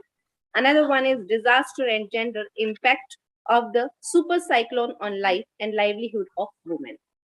Ma'am, there's so many things to discuss about yourself, and it's a great achievement. With these words, I'm pleased to invite you on the virtual mode to address the gathering, ma'am. It's over to you, ma'am.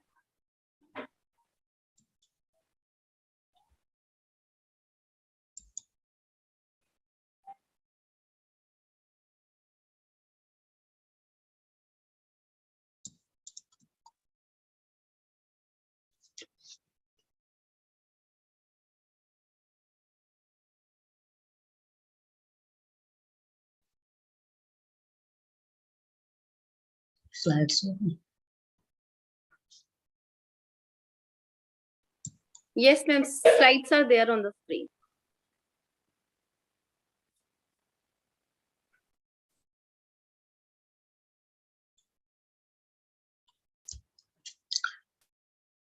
Good afternoon, everyone. Thank you, Dr. Sital Sarma, for your generous words and sweet words in introducing myself to the august audience. I am really grateful to the organizers for inviting me to share my experiences and views on gender perspective in disaster management with the participants, with the trainees. And specifically, I am thankful to Dr. Patra, Head Department of Geography, Aditi Mahavidyalaya, for actually giving me this opportunity to deliver a talk on this topic. And indeed, it is a very important topic having very much contemporary significance. And as you know, gender perspective is gender focus and usually not given due attention by the policy makers as well as practitioners in gender management, various gender management activities. So therefore, this topic is of vital importance from the point of view of that is policy making and also implementing different programs in actually disaster management. So let me first go discuss some of the conceptual issues. So I will actually, to start with, I will just assess the need for a gender perspective in disaster management. And second, then I will examine the impacts of disaster on women. And lastly, I will actually discuss that how the gender issues can be incorporated or can be addressed by incorporating gender dimensions or gender perspective in disaster management activities. So let us first see what do you mean by disaster? What is the meaning of disaster? So as you know, the World Health Organization, that is the Emergency and Humanitarian Action Department, defines disasters as any occurrence that causes damage, ecological disruption, or loss of life, a human life, or deterioration of health and health on a scale that is sufficient to warrant an external response from outside the affected community area. And also this National Disaster Management Act 2005 of India, it defines disaster that is a catastrophe, mishap, calamity, or grave public concern in any area arising from nature or man-made causes or by accident or negligence, which results in substantial loss of life or human suffering or damage to and destruction of property or damage to or degradation of environment, and is of such a nature or magnitude as to go beyond the coping capacity of the community of the affected area. So here we can actually point out two different aspects of disaster. One is it causes colossal or substantial that is human suffering, for which, second point is, for which outside help or response from the community outside the affected area is required. Then we come to what are the different types of disasters. Actually the disaster can be classified into two categories. One is natural and another is man-made or non-natural, or you can say that is human-made, not man-made, but it's human-made. So natural disasters are environmental events not directly human-made, such as volcanic eruptions, earthquakes, floods, cyclones, or more long-term, which are actually slow onset disasters like epidemics, drought, famine. And then man-made or technological disasters, which are primarily caused by human error or technology failure. That is the example, that is explosion, gas emissions, and transport accidents, fire, stampedes, riot, terrorist attack, war, displacement. So these are the examples of man-made disasters. Then what are the causes of increase in disasters? Why the incidence of disasters of the disaster events are increasing? But what you find during the last 3 decades, these events have increased. First cause is because of the population pressure. So when there is a population explosion, what happens? That is the overexploitation of natural resources, like your land, water, even it causes air pollution. So forest So that is natural resources are overexploited. As a result, which actually causes many ecological imbalances and also environmental degradation. And also it leads to urbanization because the surplus labor in that way. When agriculture becomes overcrowded, the surplus labor in the agriculture sector, they move to urban areas for employment and for their livelihood. So it leads to urbanization and industrialization. That is, manufacturing industries are set up to absorb the surplus labor. So in that case, when there is urbanization and industrialization, as you look, so in that case, that is people, that is they use more of fossil fuel, so which leads to increase in greenhouse gases and air pollution. And also because of increasing social inequality. So as you know, vulnerability is depends on two factors. One is your extent of exposure to the hazard, and the second one is what is the extent of your coping capacity. So therefore, when there is increase in social inequality, when there is mass poverty or incidence of poverty is very high, in that case, the coping capacity is obviously low. The affected people, the coping capacity of the affected people is low. So that, and then environmental degradation and ecological imbalance, I have already discussed. And then economic globalization is also another factor. Because of economic globalization, we are going for mass production, new technology, new products, and also we are actually energy intensive technology. So the use of fossil fuel, so that is increasing. And so therefore what you find, and ultimately what is most important is that the climate change. Climate change is a very important factor that is affecting, that is because of climate change, the incidence of a natural disaster, that which we can say climate induced natural disasters, that is increasing. Its frequency, its intensity or severity, and also its duration are increasing. So as you know, that is, when you say climate change, what does it mean? Climate change means that is increase in temperature, global warming, because of the emission of greenhouse gases. So therefore, when there is increase in temperature, what you find, gradually the rainfall is decreasing. In case of India, the rainfall is decreasing. The variability in rainfall is also increasing, and also that is the natural disaster, the incidence of natural disasters is also increasing. So therefore, climate change is a very important factor, because of which recently what you find, that is the incidents or the events, the disaster events are increasing. You now observe there are more of floods, more of landslides, more of that is your droughts, and also the cyclones, storm surge, so that the hurricane, so all these things tornado all over the world. What you find, these incidents or the events are increasing. So that is so the two important factors. It is urbanization, industrialization, globalization, climate change, and also because we are having low coping capacity where the poverty is more. So this climate change is affecting the tropical countries more like India, Pakistan, Bangladesh, South Asian countries. Not the advanced countries are very much affected by the climate change. So the tropical countries where the temperature is already high, so when the temperature is increasing, it leads to actually it affects agricultural productivity. When there is temperature increases and variability in rainfall increases, and there is water stress, it reduces the agricultural yield. When the agricultural production will decline, there will be food shortage, and also it affects the livelihood. And mostly India is an agriculture dependent country because 50% of the population depend on agriculture. So therefore, these are the causes of increasing disaster. So that is why now the disaster management is assuming very much importance in all public discourse. Then understanding gender. What do you mean by gender? So that is also very important. As you know, this is not a biological concept. This gender determines what is expected, allowed, and valued in a woman or a man in a given context.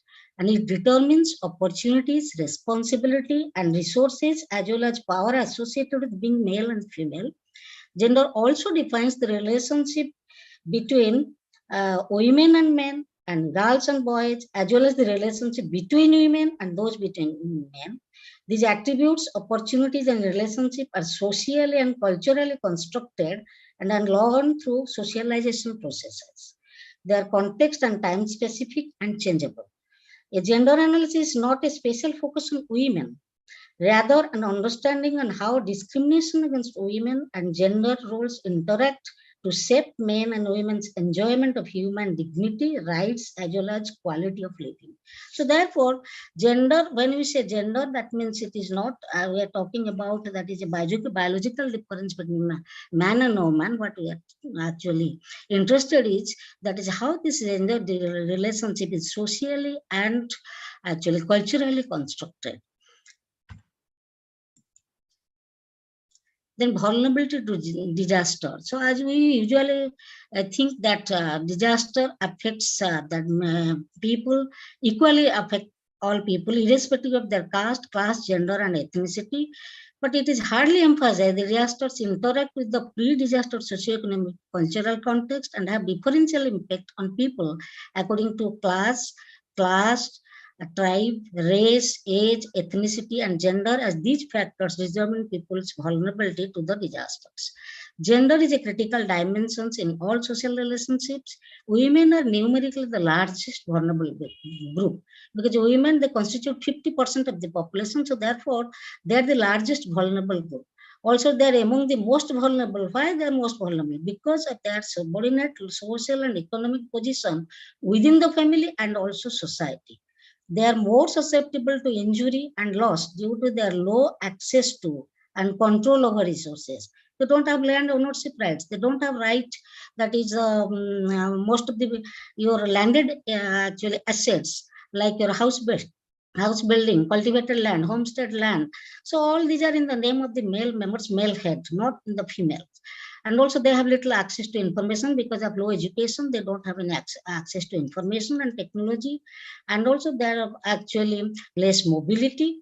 So because they'll have to take care of their family members, so that is why they cannot move out to get a job or something like that. And also they have low participation in decision-making process and also low biological and psychological capacity. In a patriarchal society, women's subordinate position vis-a-vis men in all social relationships, both inside and outside home, impedes on women's experiences of disasters in terms of risk and exposure to risk, preparedness, response, and recovery from disasters. So therefore, these aspects actually affect the way they experience disasters, how do they respond, and also that is how they are prepared and how do they recover from the disasters. So that is why what we can say, disasters are windows that showcase the prevailing gender-based inequality in society. So disasters are the windows that showcase the prevailing gender-based inequality or gender disparity in the society. Then vulnerable women. So there are actually different types. When we say women, that is does not mean a homogeneous group, but there are actually women and girls belong to different age and socioeconomic strata have distinct vulnerabilities, like female head, service holder, housewife, agricultural laborer, widow, divorcee, separated, girl child, adult girl, old women, extremely poor, or destitute, handicapped, scheduled caste and scheduled tribes women. So they are having these different problems. So their differential vulnerabilities shape the way they experience disaster and also their ability to recover from it. So therefore, and also you can assess the impact of disaster according to different livelihood groups, like agricultural laborers, cultivators, fisherwomen, livestock rearers, and workers in informal sectors. So they are the worst affected because, as you know, agricultural laborers, they lose their jobs. They don't get work because after the cyclone, in case of drought, they don't get work. As likewise, cultivators, in the case of cultivators, so there is loss of income because of decline in crop yield, and also fisher world. So during the fisher women, so in the fisher women also they lose their livelihood when their boats, their nets, all these are being washed away in case of cyclone, storm surge. So therefore they lose their livelihood, like livestock rearers who actually dairies, who are having cows, because most of the livestock they die after the super cyclone. In case of Odisha, what you find, then none of the livestock was actually alive, like your poultry, your cows, buffaloes, goats, sheep, all these. So they simply perished. So therefore, workers in the informal sectors also, they lose their jobs because they don't have any job security. So in countries where gender discrimination is tolerated, women and girls are particularly more vulnerable to natural hazards. So therefore, these are the actually different types of vulnerable women. When we say women, it doesn't mean a homogeneous group, but there are different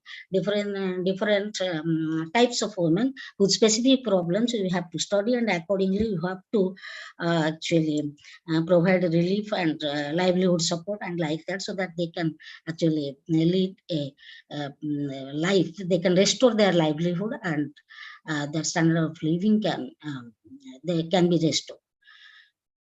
And then we come to impact of disasters on women.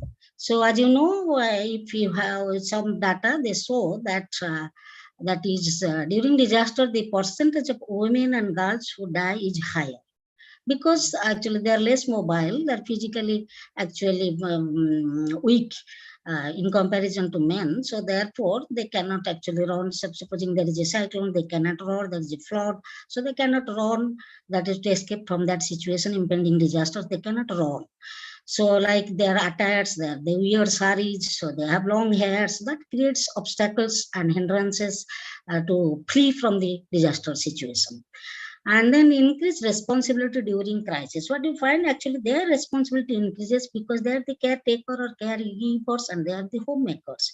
So, and also sometimes they are male members, they out migrate urban areas. So in that case, more the responsibility, home management, the entire responsibility comes to their soldiers. So therefore, their responsibility during the crisis increases. So, and also a risk of violence and sexual harassment. It has already been discussed by the previous speaker. So in incidents of gender-based violence, including rape, human trafficking, and domestic abuse, domestic violence is known to increase exponentially during and after disaster. Sometimes you find there is no communication, there is no power supply. So in that case, this rape and also this sexual abuse, so all this increases during the disasters.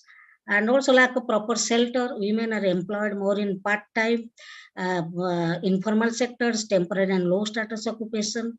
So therefore, they are actually at greater risk of sexual abuse and exploitation, because there is no proper shelter. So when during the disaster, so they don't have any privacy. That is for their ablution. So all these they don't actually get space for these things. So therefore, it gives the opportunity to the male members, that is for sexual abuse and all these things, for exploiting women. And then women are neglected in the post-disaster relief and rehabilitation, like when you are paying, the government is paying ex gratia and relief. They're supplied to male members who spend for their own pleasure, not for the family welfare. Most of them, that is the male members, they actually spend for their own pleasure, means they actually spend on alcohol, so like that. And also sometimes also in most of the in the post cyclone, when they got some money, so they went for marriage ceremonies. So and also it increases livelihood insecurity, poverty, and deprivation. Then economic impacts on women. So there are, when we come to impacts of women, so the first is economic impacts, then second is sociocultural impacts, and then psychological impacts. So what are the economic impacts of disasters on women? So first is the loss of income sources like agriculture, fishery, livestock rearing, and horticulture. So therefore, the income decreases during in the post cyclone time. Actually, what you find, we had conducted a survey in super cyclone affected areas. So in that case, what you find, there was substantial loss of income, because the entire crop yield actually they declined substantially. And likewise fishery also, so they lost all their boats, their nets. So therefore, they had actually zero income from fishery and agriculture. And livestock rearing, most of the livestock, they died, so they perished. So therefore, that also income from those sources also actually shrank. and loss of house building and assets. So they have such as cattle sheds, livestock, furniture, jewelry, utensil, TV, refrigerator, standing crop stores. So during the super cyclone notified, their houses are washed away by the tidal waves. So therefore, they lost almost all their that is your consumer durables and everything. So they didn't have anything. So in that case also, this affected their livelihood. And then also what we find, there is damage to common property resources like forest, mangroves, orchards, grazing lands, tanks. So therefore also this also many women, they depend on common property reports. When poor households, they depend on common property resources to actually earn some income. So in the case of when the forest was damaged, mangroves, orchards, so therefore it also affected their livelihood and then their sustenance. And also in this case, what we find that it is very important, there is a need for our micro insurance. Micro insurance means the affected areas in the disaster prone areas, the people should be actually motivated to go for micro insurance. What are the different types of insurance that they should go for? That is life and accident insurance, then medical insurance, then crop insurance. So if your crop fails due to drought, flood, or cyclone, in that case, if you have paid your premium, then you will get compensation, or what you can say that is called indemnity. So therefore, and like also livestock insurance, the family members that is the affected people in the affected areas, they should go for livestock insurance. So that is if they insure their cows, buffaloes, goats, and also poultry business like fishery, these can be insured. In that case, if there is loss of income or there are lots of source of livelihood, so they will get compensation, they will get financial support.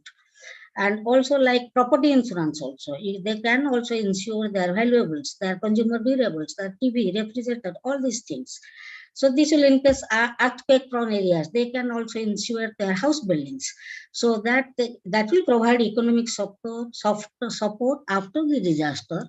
And this is a market-based solution that is based on entitlement. Because you have paid the premium, you are entitled to get the compensation. You don't have to depend on any government dole or any government that is relief.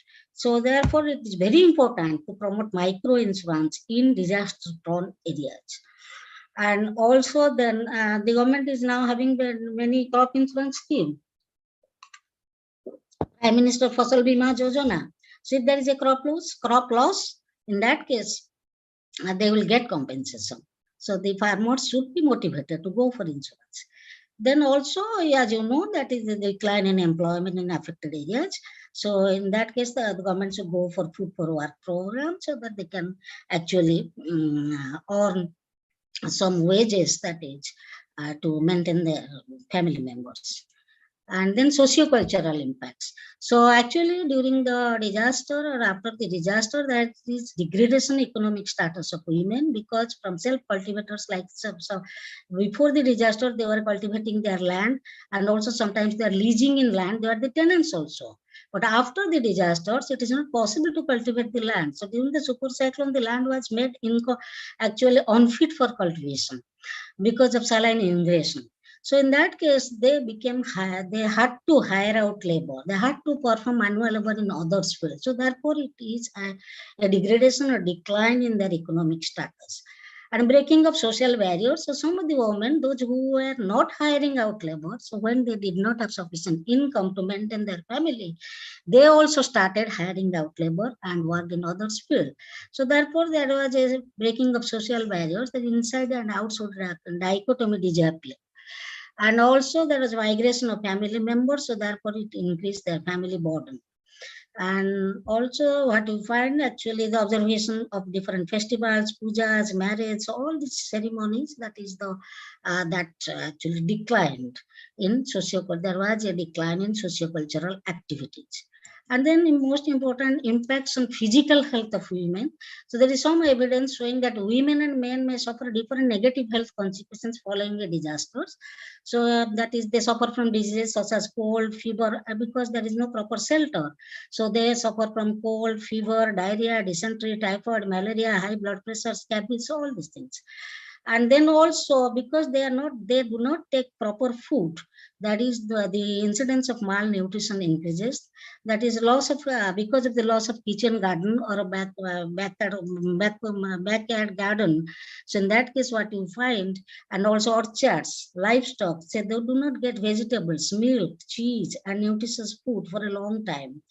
So and also what you find inside the family, preference is always given to the male members, not to the female members. So therefore, it leads to malnutrition and undernourishment of women after the disaster.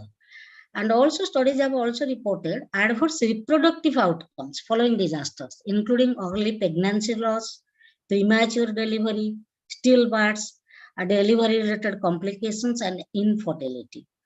And although man-made technological disasters reportedly claim fewer lives than natural disasters, they have profound implications for public health. So many of the survivors of the 1984 Bhopal industrial disasters have suffered from respiratory damage or are affected by repeated infections because of compromised immune or metabolic systems. 25% of pregnant women that is affected by isocyanate during the Bhopal explosion had spontaneous abortion as against in a comparison group. So therefore, there was spontaneous abortion because of this 1984 Bhopal that is gas tragedy.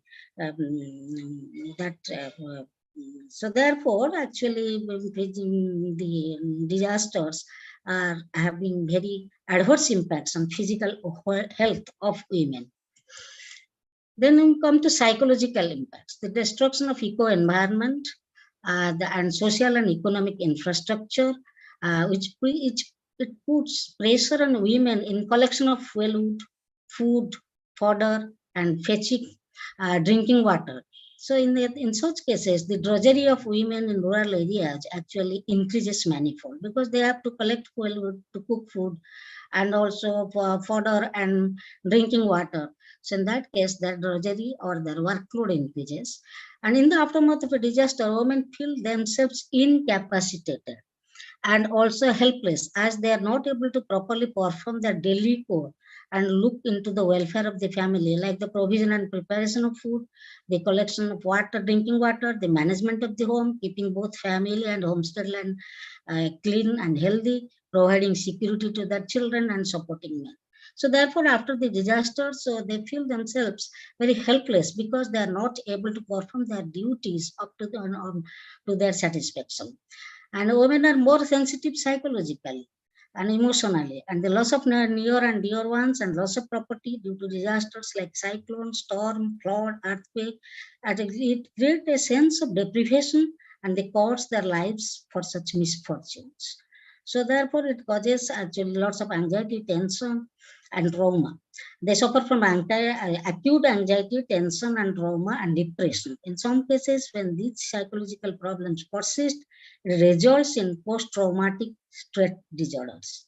So therefore, actually, what you find that it has very negative psychological impacts, the disasters on women, because they are emotionally more sensitive, and so therefore when they are not able to perform their duty towards their family members in proper manner, so they feel helpless and also it affects their mental health. So lack of proper shelter and communication also increases their insecurity. They also feel very much insecure because they don't have a proper shelter. And also then we come to opportunities for men. So what we can say, the same destructive forces of disasters also create opportunities for women as agents of change. We can say that is not only destructive impacts, but also it creates opportunities for women as agents of change.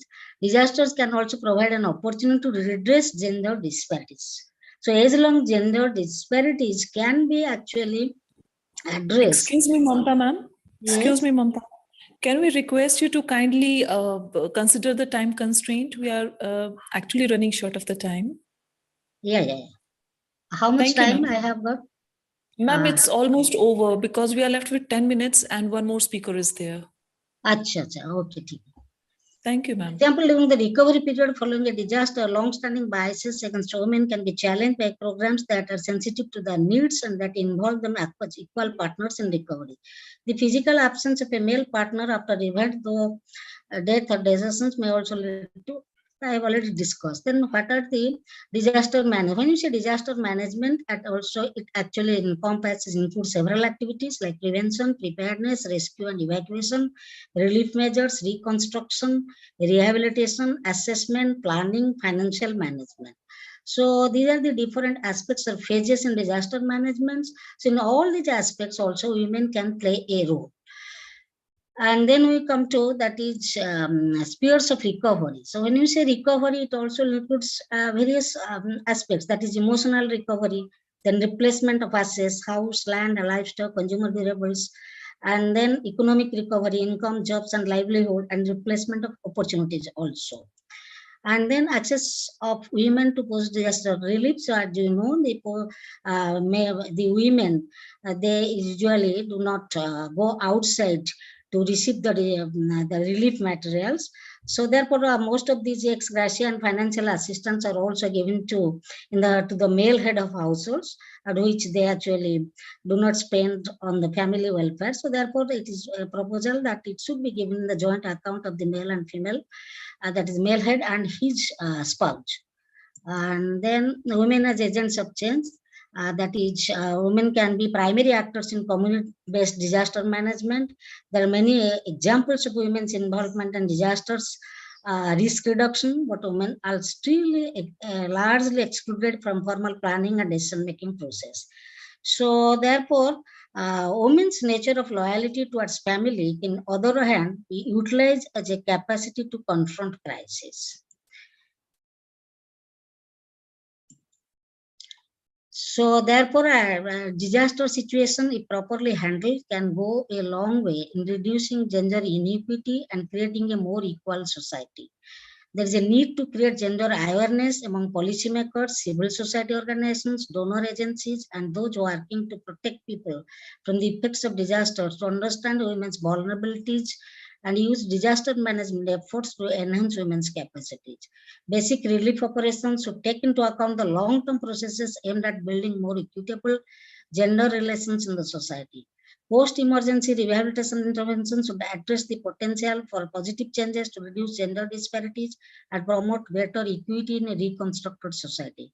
Practical needs and strategic interests of women should be taken into account in all disaster management activities.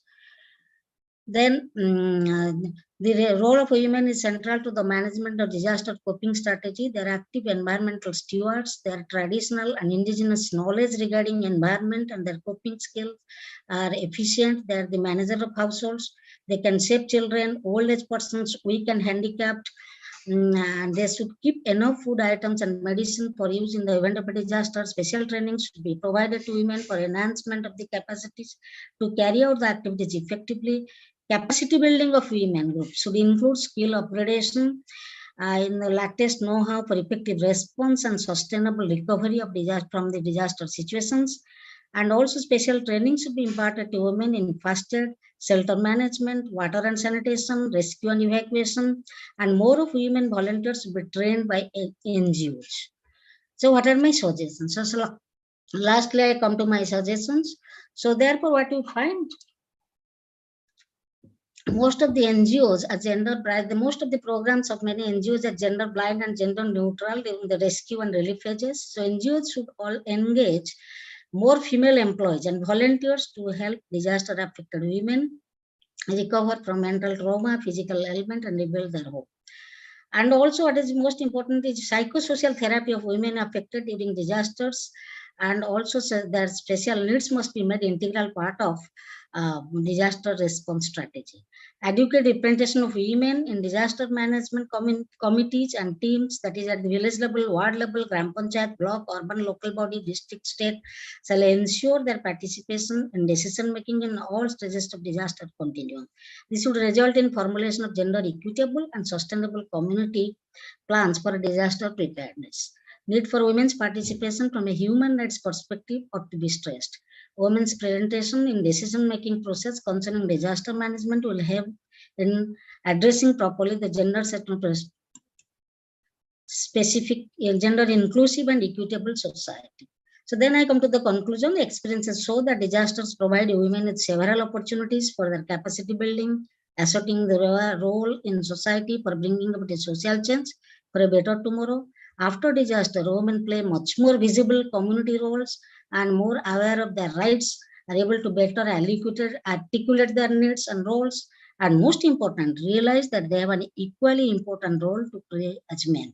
Women-focused interventions such as income generation activities for women create an opportunities for economic empowerment and financial independence, which will help in creating a gender just and gender inclusive and equitable society. Okay. Thank you. With this, I conclude. Thank you very much, ma'am. Thank you so much. It was such a wonderful lecture, and you have given insight through your lecture provided to our listeners. So now it's a question answer round. If we have any more time, Dr. Roshni, will you please let me know? Do we have more time or not? At the end, we can take questions together. Sure, Yeah. ma'am. Sure, Yeah. sure.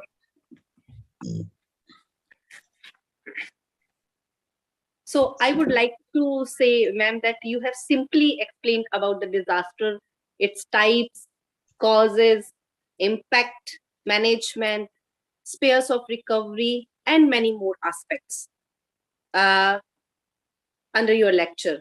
How simply you have discussed about the technological factors are responsible for the disaster at present. You also explained how can we understand the gender and the relationship among them. So, and you have also explained about the vulnerability to disaster. So, ma'am, whether we are like speechless about the lectures you have delivered to us. So, on the behalf of the organizing committee, I, Dr. Sheetal Sharma, would like to express my sincere gratitude to you for your wonderful lecture. Thank you very much.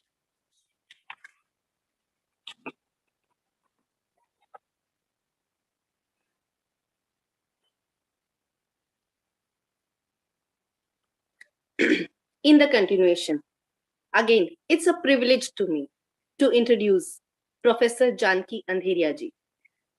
Professor Andheria is currently the Dean of School of Disaster Studies, Tata Institutes of Social Sciences, Mumbai. Professor Andheria has 32 years of experience in the field of community organization and social development. Professor Andheria is specialized in gender issues, environmental concerns, democratic governance, and few more. Professor Andheria received an award for her outstanding contribution to the education. Over the years, Professor Andheria has conducted research, training, and consultancy assignments for the government, industry and NGOs, and international agencies.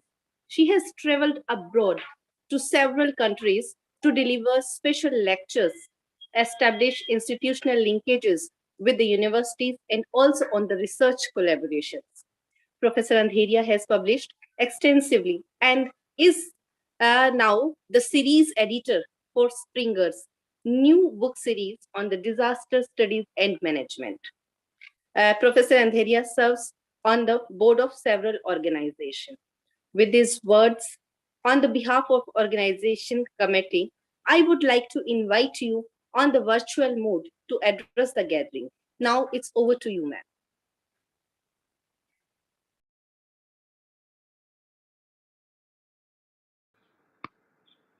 Thank you very much for having me. And actually, this was the time that I'm supposed to have finished.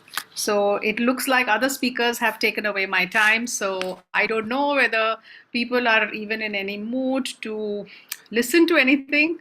And I need to ask you, how much time do I have?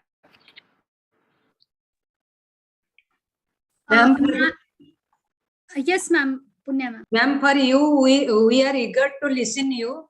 For you, we have half an hour, 30 minutes. Oh. Yeah. Okay. All right. I want to know waiting for you. I want to know if the participants have the patience, because we just I think there were the previous speakers, if you compile all what they have said, could actually become a book, because there is also, they say, the adult learners, what do you call, attention span of adult learners. Any idea how much it is?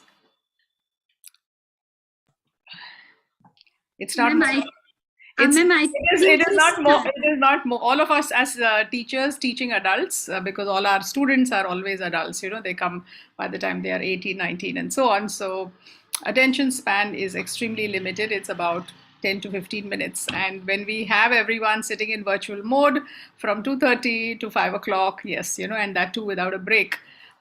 So anyway, I think I'll try and be. The others have actually made my job easier. And let me sort of, and I'm happy to stop anytime you tell me to stop. I would really prefer, I'm a teacher at heart, so I'm happy to discuss things rather than, pour out all the knowledge that I may have. So let me start with, I have a presentation. So I'll start with the presentation, and I'm not really going to talk about, as you see, my sort of, the title of my talk is Examining Women's Vulnerability and Agency in Disaster Management. Okay, it's and I'm trying to sort of contain all that we have been talking about a little bit in theoretical terms, because after all, we are talking about university students, and it's equally important for us to sort of begin to understand how do we look at women and their both vulnerability and agency. So I'm going to talk about both these aspects. Probably I will go through the vulnerability aspects a little faster, because that has been covered. But if anyone who has any, it's 5 o'clock. If anyone has any questions, we could certainly sort of take them. I have about 20 plus slides, but some of them are images, so I think we'll go sort of faster. Okay, and I think what I would like to do, my internet connection in between is saying that it's unstable. So if it's okay by you, I'm going to stop my video so that connectivity is not a problem. Okay, all right. Fine, so I'm basically making about 4 or 5 points. Okay, the first point I'm making is that we often say that women are vulnerable, but vulnerability is something that is universal, conceptually speaking, material, and it is also discursive. We have heard a lot about how gender and social exclusion, in fact, amplifies disaster risks, and we know that there is patriarchy at play. And I think we need to understand this whole idea of what does it mean when we say patriarchy is at play. In all of this, it's equally important for us to understand women as actors. Yeah, women are not just passive entities, kind of waiting to be rescued by somebody. Okay, so recognizing that women are also doers, they are actors, is something that is important. And I like that, therefore, the thrust of your your training program is really to look at women and how they sort of can be volunteers or even paid workers. Why just volunteers in the context of disasters? I'm going to posit a certain question asking that while we privilege women as actors, are we also burdening women? And does it mean that others are abdicating their responsibilities? Yeah, that's a question I'm going to leave you with. And it's something to think about. And these are some of the challenges, issues, which are not necessarily resolved very easily. Okay, but something to sort of dwell on. Many of you, I'm sure, will go on for further studies to do your masters in humanities or social sciences. I'm sure these are questions that you would want to engage in.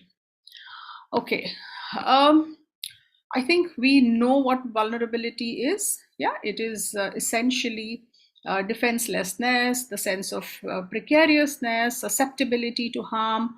Yeah, these are generally the terms that we use for what vulnerability is. what we need to recognize is that there is a wide variety of variation in the experience of women, because you can't say that because you're a woman, all your experiences are universal. No, I think there are various sort of factors which are shaped by structural elements in society. Yeah, there are social structures that we are a part of. Also, there are people, the experiences across classes or caste groups, or whether you are urban or rural. I think the experiences of women are shaped by several factors, and we need to keep that in mind. And I think I want to reiterate what Professor Rai said, that women and their vulnerability cannot be construed as a homogeneous category. You can't kind of say all women are vulnerable at all times, all women are always vulnerable at all times. You can't really say that. Okay, all right. Let's kind of look at what, when we say vulnerability is universal, it means that it's a constant feature of all life forms. Yeah, sooner or later we are all going to die. It is quite likely that in our lifetimes we might get hurt or injured. Yeah, so there is an element of vulnerability in life itself. Yeah, so all human beings are inevitably vulnerable. And this is something we need to understand when we are trying to capture the notion of vulnerability. So from that perspective, vulnerability can only be mitigated, managed, and reduced, but not completely ever eliminated. Okay, let's keep that in mind rather than kind of think that we can forever eradicate vulnerability. What we can do is think of creating protective measures. Yeah, can we think of safety nets? Can we think of security? Yeah, this is actually the way forward. Now, in all of this, pre-existing gender differentials intensify women's vulnerability. Okay, so the vulnerability of girl children or gender minorities, yeah, gets accentuated because of pre-existing gender gaps. And I think the question that was asked earlier, that are we looking at humanitarian issues, are we looking at developmental issues? And I think, again, rightly, we are looking at both. You cannot have a humanitarian situation without a developmental context.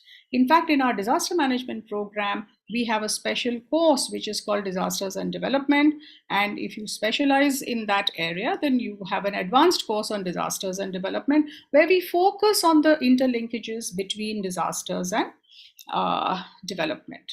So disasters cannot be understood in an event-centric frame, which is how typically the technocrats, the engineers, the scientists tend to imagine disasters as one-off event. But the reality is that disasters occur on a continuum of development. Okay, so if you do have issues with regard to developmental trajectory, then yes, it's going to accentuate your disaster impacts. Now, women experience exclusion even before a disaster occurs. Okay, so this is just one example, that only 9 countries have a lower labor force female participation rate than in India. Okay, so we need to keep this in mind, that there are serious differentials that we talk about, and this will certainly pan out when we're talking about disasters. Okay, and most of these are in the informal sector. Women work in the informal sector. There is feminization of the unregulated sector. There's feminization of poverty, and you have extreme intra-household inequalities. I think all these become crucial for us to understand when we are talking about women as actors or women and disasters. In terms of education, there are huge gender gaps. We are doing better, but we are not quite there. Okay, so I think if you look at 2011 census, you have, there's a lot of catching up that needs to be done by women. Now, it's important for us to also recognize that women perform 66% of the work, produce 50% of the food, but earn only 10% of the income and own only 1% of property. So you see, if you start looking at poverty figures, you will find that there is feminization of poverty. And therefore, in a disaster situation, we have to keep this in mind, that if you're doing any kind of response work, you need to work with women, and in particular, poor women. Okay, so one thing which is really stark is that in India, as of 2002, only 2% of women own land or assets such as boats, nets, livestock, and these resources are important if you have to save yourselves. Yeah, so but ownership doesn't rest with women. And all of this pans out in the disaster situation. You look at political participation, you will find that the participation of women really low. Okay, so you can look up some of these figures and realize that in decision-making positions, women are hardly there. You look at how many women in NIDM, NDMA, in permanent positions, in decision-making positions, in your state disaster management authorities, in government systems. You will find women in Women and Child Welfare Department, but why so? Shouldn't be so, right? Okay. So let's sort of recognize that this is something I have written about, that vulnerability is in fact a conceptual link that examines the relationship between hazards, cultural practices, and the context of people's lived experiences, disasters, and development. What is my lived experience? If you're a woman in a, let's say, in the northeastern region, in Rajasthan, in rural Tamil Nadu, or in the Andaman and Nicobar Islands, yeah, if you belong to a tribal group, as a woman, what is your lived experience? It's likely to be very, very diverse. Yeah, so we cannot homogenize all of this, and we need to recognize that vulnerability is something that needs to be located within these lived experiences. Okay, so marginalization of women is often on account of several overlapping factors, and that is the idea of vulnerability being multidimensional. You will have income poverty, you are burdened by social norms. We know that in certain parts of the country, the norms and customs and traditions for women can be very, very rigid. The things that women can and cannot do, somebody else is deciding this for us. Yeah, it's how often have we heard this, that as middle class young girls, parents, or boys' parents will be saying, you can marry who you want, but the girl घर का काम संभाल के बाहर उसको काम करना है तो कर सकती है, लेकिन घर का काम संभालना है. Why this precondition? Yeah, so these are traditions, these are norms, and being confined to the home, to domestic spheres, and the disenfranchisement that you experience. Yeah, you go to a police station, you don't feel safe. You go to government offices, the feeling is that why are you here, right? So a rural woman does not feel empowered, or politically she doesn't feel that she is an empowered citizen in a democracy, right? So I think these are very critical aspects of what we need to do when we work on any kind of interventions in a post-disaster situations. And in disaster context, you are dependent on state machinery, social protection programs, safety nets for day-to-day survival. So these social protection programs, we need to definitely focus on and look at. And we need to strengthen those and make sure that they reach people who it's supposed to reach. Widow pensions, how many widows actually manage to get that pension that they are supposed to? Yeah. So this is something that has been talked about. I'm going to skip this slide, that vulnerabilities can be economic, social, ecological, organizational, motivational, or they can also be political. So all these various types of vulnerabilities act sometimes in tandem, making a woman feel extremely disempowered, vulnerable, and not strong enough. Okay, so we also have vulnerability. We need to understand that it is it's dynamic. Nobody is vulnerable at all times. Yeah. So while we agree that experiences are distinct across all societies, women do experience exclusion and marginalization across classes. And therefore, probing into that feeling, because it's also normalized, is important. And we know, you would have heard this slogan, women hold half the sky. What does it mean? That half the world comprises women. And yet, women are invisibilized, ignored, and they are valued less in society. And in Indian society, there are certain, in fact, prosperous states where female feticide is common despite it being banned. Preference for male child is something that pushes us to do all sorts of things. And I think these are issues that even before a girl child is born, her chances of survival are reduced.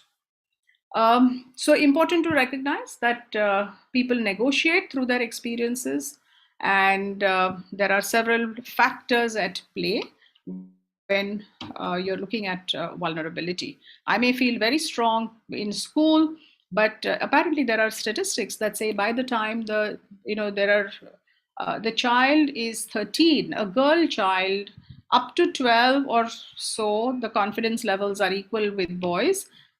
Around the age of 13, 14, the girl's confidence drops by about 30% as against boys in the same class. Okay, so I think these are interesting studies and which bring out the stark realities of our cultural context. And all of us are embedded in this. Let's not think that we are talking about some disaster victim somewhere. The things that I'm talking about pertains to each one of us. Okay, in some way or the other, we are all part of this.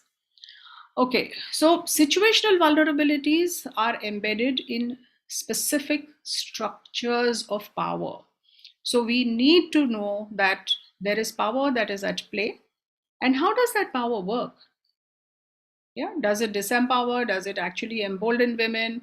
And power operates through various sort of structures, governmental structures, home structures, and so on.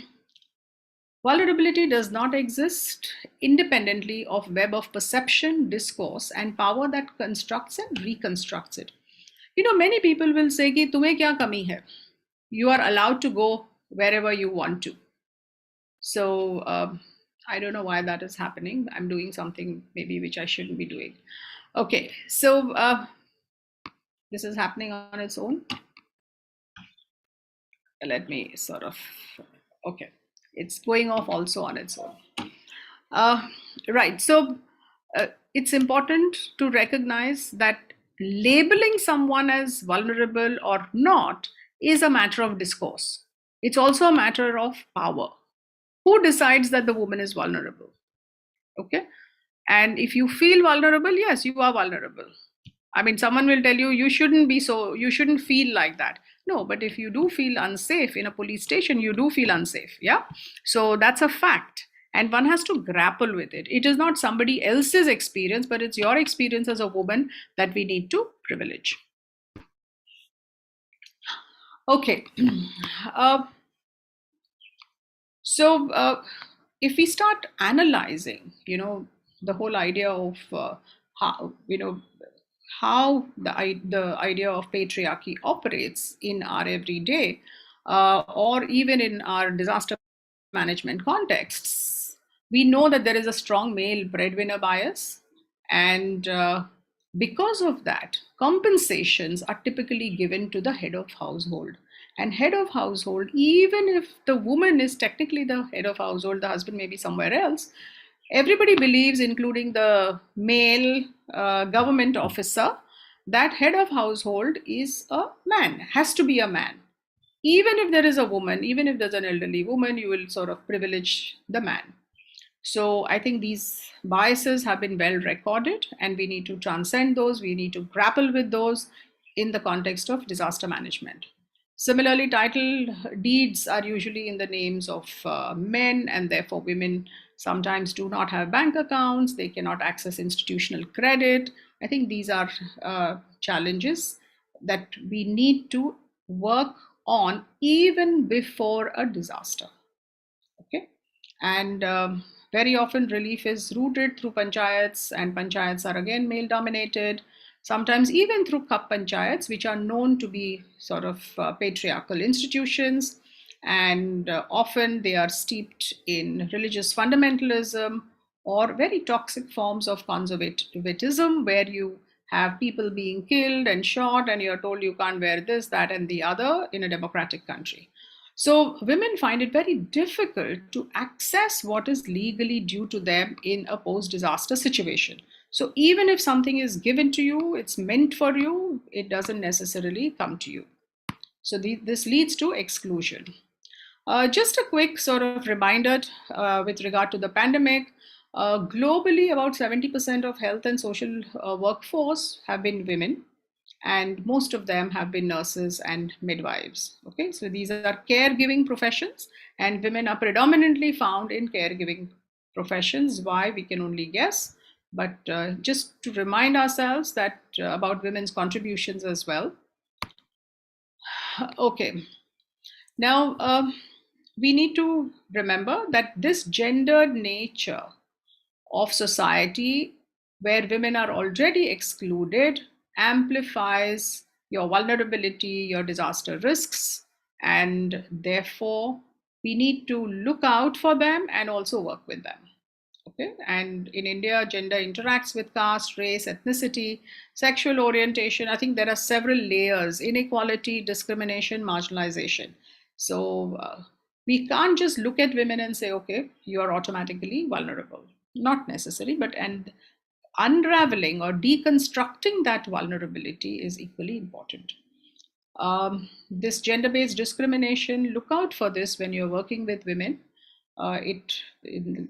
Plenty of sort of examples about how restricted access to rescue, relief, compensation, recovery programs, both of the state and non-state actors, is a reality which, I mean, there's no escape from that reality, because very often humanitarian workers are male, or even if they are female, they are following the diktats of the male seniors. So sensitivity with regard to gender issues, women's issues, is something that needs to be worked on.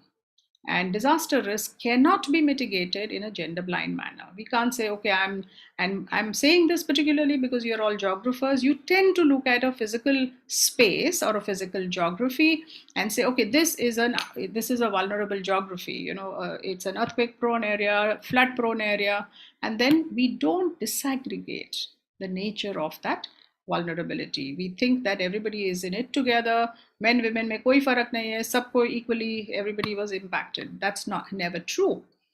So how does social exclusion manifest itself? I think this has been talked about.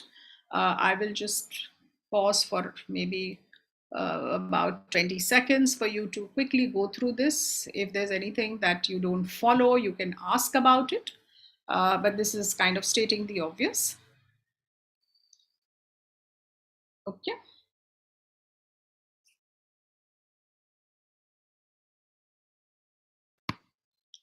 Okay, I'm skipping all of this because I didn't want to go into examples. Plenty of examples have been given. I hope you registered them and you made a note of them. So I don't want to go into global examples. There are examples from all over the world about gender discrimination. And if you're looking at women in disaster risk governance, what are the factors at play? Yeah, so you need to look at political environment. Is it conducive, not conducive? You need to look at policies. Are they enabling? We need to look at organizational culture. Yeah. Each of these institutions, while we may have the right language, while the Prime Minister may say what he thinks he wants to say, I mean, in terms of the 10-point program and so on, but we have a very long way to go. And I'm going to sort of bring us back to that. And all of this is a function of the patriarchal culture in our society, religious beliefs, which are getting deeper in these days. We are kind of invoking religion for anything and everything. And we are reiterating this whole idea of what is the woman's rightful place according to Manu. Yeah, we are not necessarily being progressive in our outlook. Okay, if there is so much of workload in the home, how are you going to ever sort of meet your aspiration? And that workload is non-negotiable. Why can't we have caregiving functions? Okay.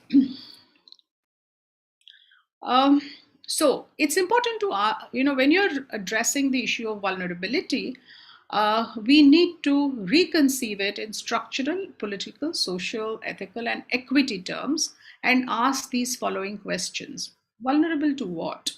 Yeah, are we talking only of disasters or something else as well? Vulnerability of what? Yeah, is it physical geography of people, of populations, of institutions? Then we talk about vulnerability at what scale? Yeah, local scale, regional scale, national scale. Yeah, what is the scale at which we are addressing vulnerability? Who is asking is very important. Yeah, you go to a village, when we used to go and work in disaster situations, I have worked in more than 20 disasters, and you ask people, yahan se sabse gareeb kaun hai, and they will always tell you hum sab gareeb hai, because they know that you're going to provide resources, yeah, some compensation or some relief. So who is asking is an important aspect of vulnerability. And why are you asking those questions, and whose interests are represented in defining certain groups as vulnerable? In India, we have this huge push of, maybe all sorts of groups being labeled as either scheduled castes or inclusion as OBC in order to get reservations. So, and then finally, what circumstances and context shape the daily lives of people that we are talking about? Yeah. Okay, now we just quickly move on to the idea of patriarchy. We need to sort of, we're moving on to the concept of agency. The idea of agency really refers to the ability to act, yeah? Women's ability to act. Can you define your own goal? Can you act on them? And it also refers to your own power within. I have the agency to do something. Yeah, I have the power to do what I wish to do. Or the mobilization of capacities and innate strengths that you have to pursue a goal. Now, women are not passive receptors, okay? We don't accept everything that's told to us very passively. In fact, I have a student currently who's doing a very interesting thesis on how middle-class women resist patriarchy. The left-oriented feminist perspective believes that middle classes are actually the bearers of patriarchy. They actually further patriarchy because they don't want to rock the boat. Now, here's a student who's actually saying that there are different ways in which even middle-class women resist patriarchy, and she's done a very fascinating ethnographic study on this. She's interviewed about 25 women, in-depth interviews, and she's about to submit her thesis. So I think we need to sort of recognize how your capacity to plan, act, your individual assertions of rights and entitlements. I think women have this capacity, and this agency is what I think we need to dip into for ourselves as well as when we work with others in order to bring about change. Because I think we are talking about bringing about a change in the system as it is today. It's not about just understanding and analyzing. We are really talking about how can this change and how can we enable that change. Yeah. So agency is really the meanings, motivation, and the purpose which individuals bring to that activity. Why am I studying this? Why am I in this conference or this training program? Why am I, sitting here for 3 hours? Is it motivating? Has it been made compulsory by the teachers? I think these are important questions. So it includes outcomes, it includes processes of working towards one's goal. One needs to capture the intangible cognitive processes of reflection and analysis. Yeah, and there is a lot of this that is going on, especially I think when you're young. These are constant, teaching. When you're coming into a university system, in your classroom, reflection, analysis is happening all the time. And I think the idea of questioning the things as they are in your own social context is also a continuous process, and that's what agency is about. So agency offers a framework within which to locate how women negotiate with patriarchy and the strategies they deploy to achieve their goals and aspirations. So I think it's important also to go beyond the sort of dichotomy of women as victims or women accepting everything as is. Yeah, it is a dichotomy that flattens out, in fact, a complex and ambiguous agency in which women accept, accommodate. At one hand, sure, but you may ignore. You may also resist and protest in different ways. Sometimes you are doing this at all. You're doing all of this at the same time. In the same relationship, you may be doing all of this. I think all of us who are married will agree that yes, there are times when we accept, sometimes you accommodate, sometimes you resist, sometimes you even protest, right? So bringing in a contextual and relational understanding is very important when we are talking about both vulnerability and agency. Okay, so the idea is to avoid framing women's experiences in a unidimensional manner, and we don't want to all the time only talk about women, poverty, oppression, and victimhood. We need to recognize the endogenous capacities that women have. We have strong social networks.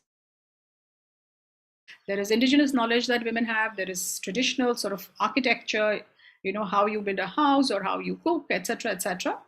And all of this needs to be identified, and these also are displays of women's agency. So recognition of explicit, and yet while we talk about agency, recognizing explicit patterns of exclusion that intensifies disaster risk is necessary in order to implement our sustainable development goals or sustainable gender sensitive disaster risk reduction mechanisms. Okay, so I really wanted to emphasize this, that it's not that women are all the time victims. Yes, they are excluded and we need to work on them, but we also need to recognize that women have the power to act. When women are acting in whatever situation they are, there's something going on out there which needs to be recognized. So pushing towards adaptation and resilience measures, which should ideally help to reduce social inequalities. So inequalities everywhere, not just between men and women, but across nations, between people, is something that disaster risk reduction or any kind of sustainability goals should include. Yeah, if you want resilience, you want to do adaptation, you need to address issues of inequality. Okay, so this is again something that is a useful thing for us to sort of recognize, that you can take a look at the infographic. Women are more likely to be burdened with unpaid care and domestic work, and therefore have to drop out of labor force. And this the pandemic has actually shown. The digital gender divide between that girls are more likely to drop out. They have to do work in the house. And I think this was mentioned, is a rise in domestic violence, and this has been really, it's all under happening. There's a lot of work going to this. There has also been an increase in marriage of underage girls. Of the girl, she stops being your responsibility and she's the responsibility of the husband. Women, we know, tend to have earn less and have fewer skills. Women are disproportionately in the informal economy, something that we know has access to social protection. Not necessarily targeting women. Here is the answer to the question that was asked about how long is it going to take us. So when we start looking at facts and figures, the World Economic Forum is telling us that it's going to take us 108 years to close the gender gap. Okay, and this is seen as really being very, very slow. So if it's going to take us these many years, 95 years to close the gap in political representation, or women holding only just 25.2%, of parliamentary seats and 21.2 of ministerial positions. This is global figures. I think in India it's even more pathetic. Okay, so that's how long will it's going to take us, like 100 years, maybe more global figure which averages the not so developed countries. Okay, I'm coming now basically to the of my presentation. 5 priorities that we need to is learn to identify, analyze, and address structural factors that enhance or contribute to women's vulnerability. What are those factors? And once you identify them, let's frame protective measures that minimize this vulnerability. There are many measures, just as the Prime Minister's proclamations are many. We talk about Sendai framework, all these frameworks are there, but at an operational level, are we impacting women in their households, in their communities, in their everyday lives? Yeah, that is the test really of what's going on. We need to address definitely gender-based violence. Again, not much gets, we don't like to talk about it because we feel, हाँ, उसमें क्या है, husband है तो एक आध बार थप्पड़ मार देता है. It's okay, and the men are told that एक दो बार थप्पड़ मारना अच्छा होता है because that keeps the woman in her place. Yeah, and these are like, you know, text and subtext that we just sort of accept, internalize, and we are told that it's fine. कभी कभी गुस्से में मार दिया तो उसमें क्या है? Yeah, I mean, not acceptable. Okay. Equal sharing of care work. I think this is again a huge area of work across all cultures, that all the care work a woman has to do, cleaning, caring for children, all the sort of so-called, into inverted commas, drudgery, work that involves repetition, is done by women. Women and girls lead and participate in response planning, decision making, and community awareness building in the context of disasters. We don't necessarily work with disaster management, is all seen as a male domain. I have often had people in the military, when we have worked in disaster situations, what are women doing in this? It is all like our job, you know, I mean, why are you here? That kind of a thing. I think this was another point that Professor Rai rightly pointed out, that data and coordination mechanisms. Janki ma'am, Yes. sorry to interrupt. Again, we have a time constraint, though we wish to hear more and more from you, but I hope you can understand. So please try to conclude your lecture. Conclude it. Thank you, ma'am. So sweet. I'm done. Thank you. Thank you so very much. I told you I can stop. I told you anytime you tell me I can stop. No worries. You're so proud. Okay. That's so sweet of you. I'm not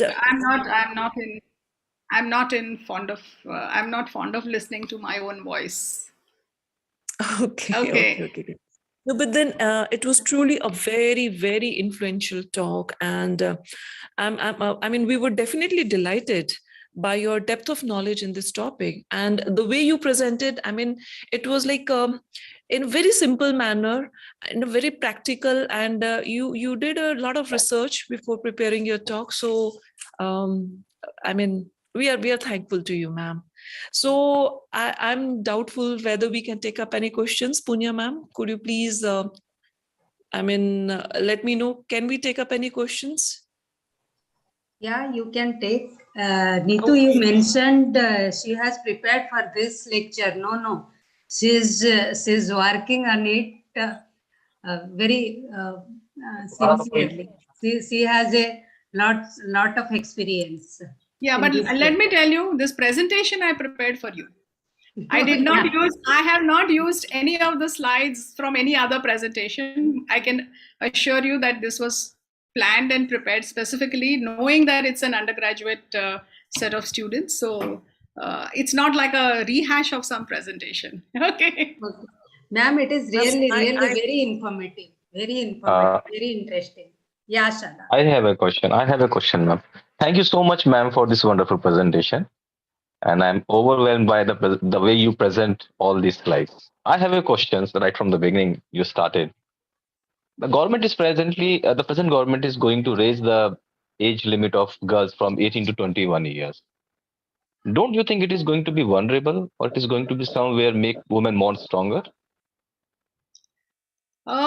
See, I think there is a position that many of the women's groups have on this, and it is a considered position. I think we should follow or go through those positions, because the question really is that when we say that we are going to increase the age of marriage, what is it actually going to do? It's going, and this is something that we have known, that child marriages in this country continue even today. Okay, though child marriages have been banned for decades. How does it happen? It happens by bribing whoever needs to be bribed. Okay, Right.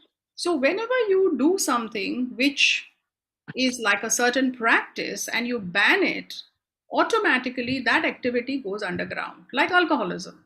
Yeah, there's certain states that have banned alcoholism. What happens? It's, you go to Gujarat, people will tell you, you want daru, we'll make it available. So there is an entire industry which functions. So I think we need to look at it with a certain sort of understanding of what is it going to do to the most vulnerable and the poorest of the poor.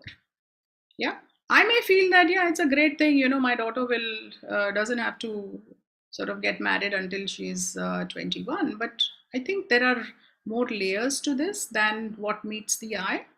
So I don't want to get drawn into that controversy right now, because in any case the time is limited. It's not the main thrust of our conversation. So, but I can talk to you if you send me an email. I'm happy to. Sure, man. I would love to. Sure. Yeah.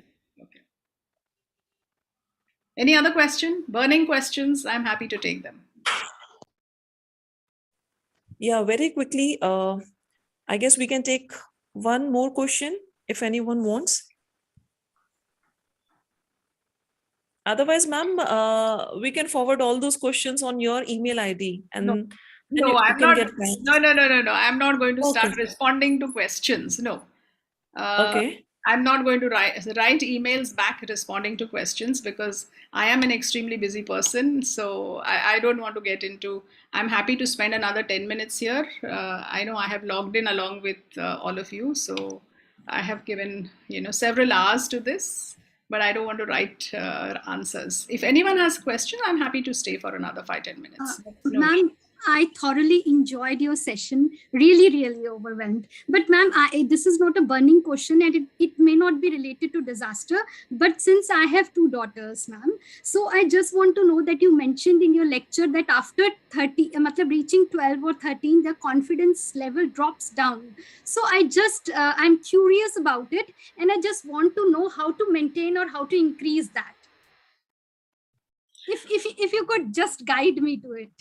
I can't guide you. I can't guide you on a Zoom call for sure. But I think as parents, if you keep this in mind, that what are those messages that we are giving that child? Once your daughter reaches puberty, we start telling her, up, you have reached, of a certain age, you have to be careful. You have to, guys will do this to you, that to you. Be careful, be careful. 7 baje ke pehle ghar aa jana hai, ya andhera hone par ghar aa jana hai. All these fears that we instill. And we also need to work with our boys. And I think the schools are doing this. Particularly in our kind of classes, you will find that, class as in class background, I'm talking. The schools are becoming much more sensitive about these. And there is at least the enlightened schools and the enlightened teachers make sure that you're not communicating gender inequality in the way in which you say, okay, girls will do. See, for example, tailor, stitching, embroidery, all these are meant for girls. And at the same time, guys will be doing some, electrical work or carpentry work and so on. So I think that there are different ways in which we communicate to the girls that what is your place in society. Yeah, being a good housewife, you must learn cooking, you must do this, you must do that. Or if there's a girl and a boy, and if the maid has not come, automatically you tell the girl, jhadu maar do. You will not do it. You will not tell your son to do it, nor will you tell your husband ki yaar tum jhadu maar do. Or I mean, I'm just giving a general, in a very generic manner, I'm saying, I don't know your family, or I'm not trying to personalize, but what I'm saying is the differentiation between male and female, boys and girls, roles, stereotyping happens at multiple levels. And it's not you alone. And it's also equally true that it's not you alone as a family that influences the child. My sons, they are now in their 30s, and they tell me, Mom, I mean, sometimes I wonder, did I do things right with you? Did something go wrong, and so on? And they have always told me this, that, Mom, you must remember that after we grow up a little bit and we start interacting, your influence as a family becomes less, and we are also influenced by things that are happening outside. And I think recognizing that, today I recognize it, but I think when I was a mother of a 12 and 13-year-old child, I kept feeling that, I'm the one determining everything about, as parents, we are determining. That's not true. Okay. So I think the society needs to change. The mahal in which the child is growing up has to make those changes. And I know it's very difficult to be a parent of a teenager today. I mean, I'm totally empathetic towards all the parents who have teenage kids. It's hard. It's hard. I think life is getting tougher on that front, because we are neither here nor there. No, I mean, we keep feeling things are changing, and we are probably not exactly old school, but we want to instill values. So it's not an easy process. Yeah, thank you, ma'am. But ma'am, it's not a burning issue, but somewhere I feel that this social process leads to their vulnerability at the time of crisis also. So we need to work at this level where we can come up to that level. Absolutely. Absolutely. That's why I mentioned that I talked a lot about pre-disaster vulnerabilities, pre-disaster experiences of exclusion and marginalization, which get magnified in the context of a disaster. I can see Sweetie Roy's hand up.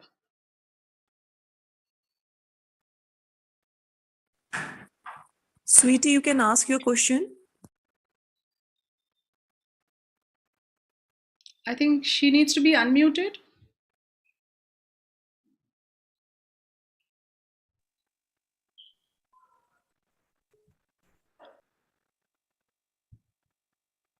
We can't hear you.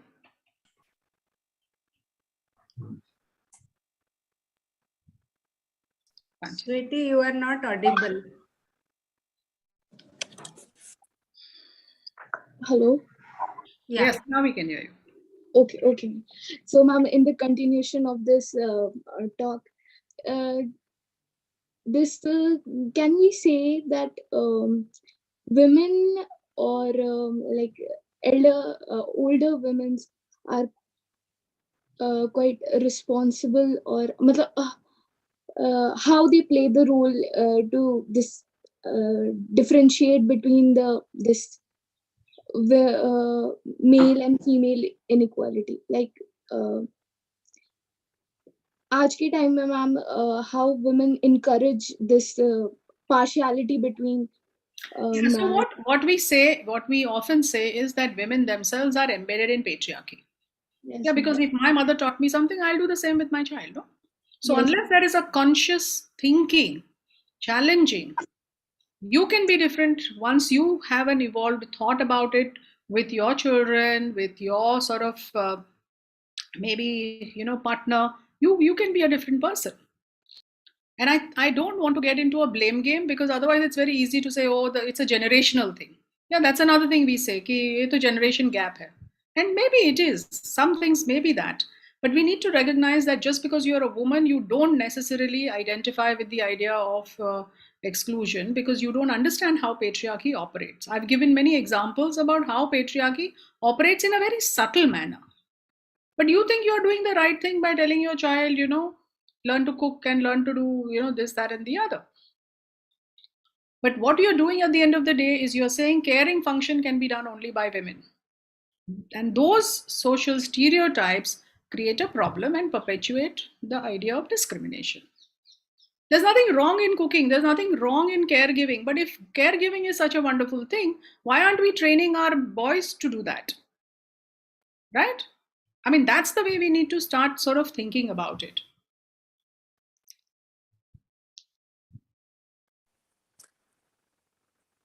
All right. So finally, thank you so very much, ma'am. And I'm sure your thoughts have definitely enlightened our minds.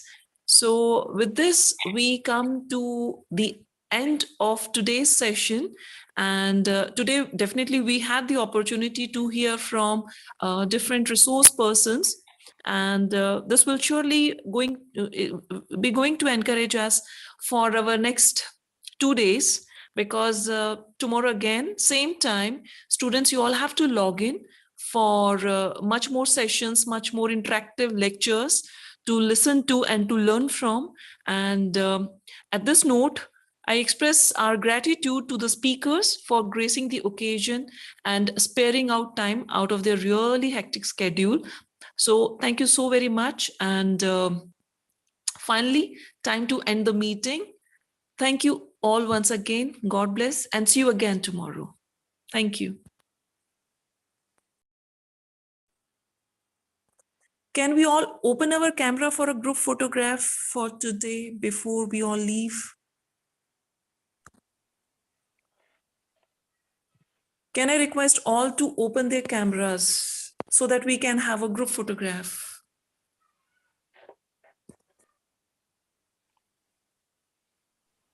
Neetu, क्या सब लोगों को permission है वो video on करने की? I don't think so. Video सब on कर सकते हैं, म्यूट नहीं कर सकते.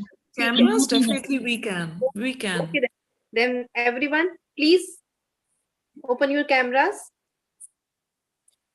And technical committee, once it's done, please inform us that it's done.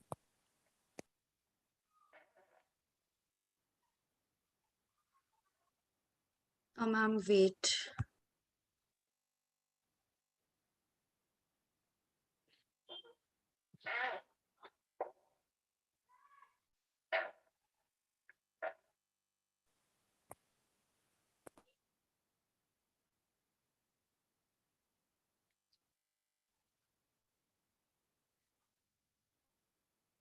Ma'am, it's done.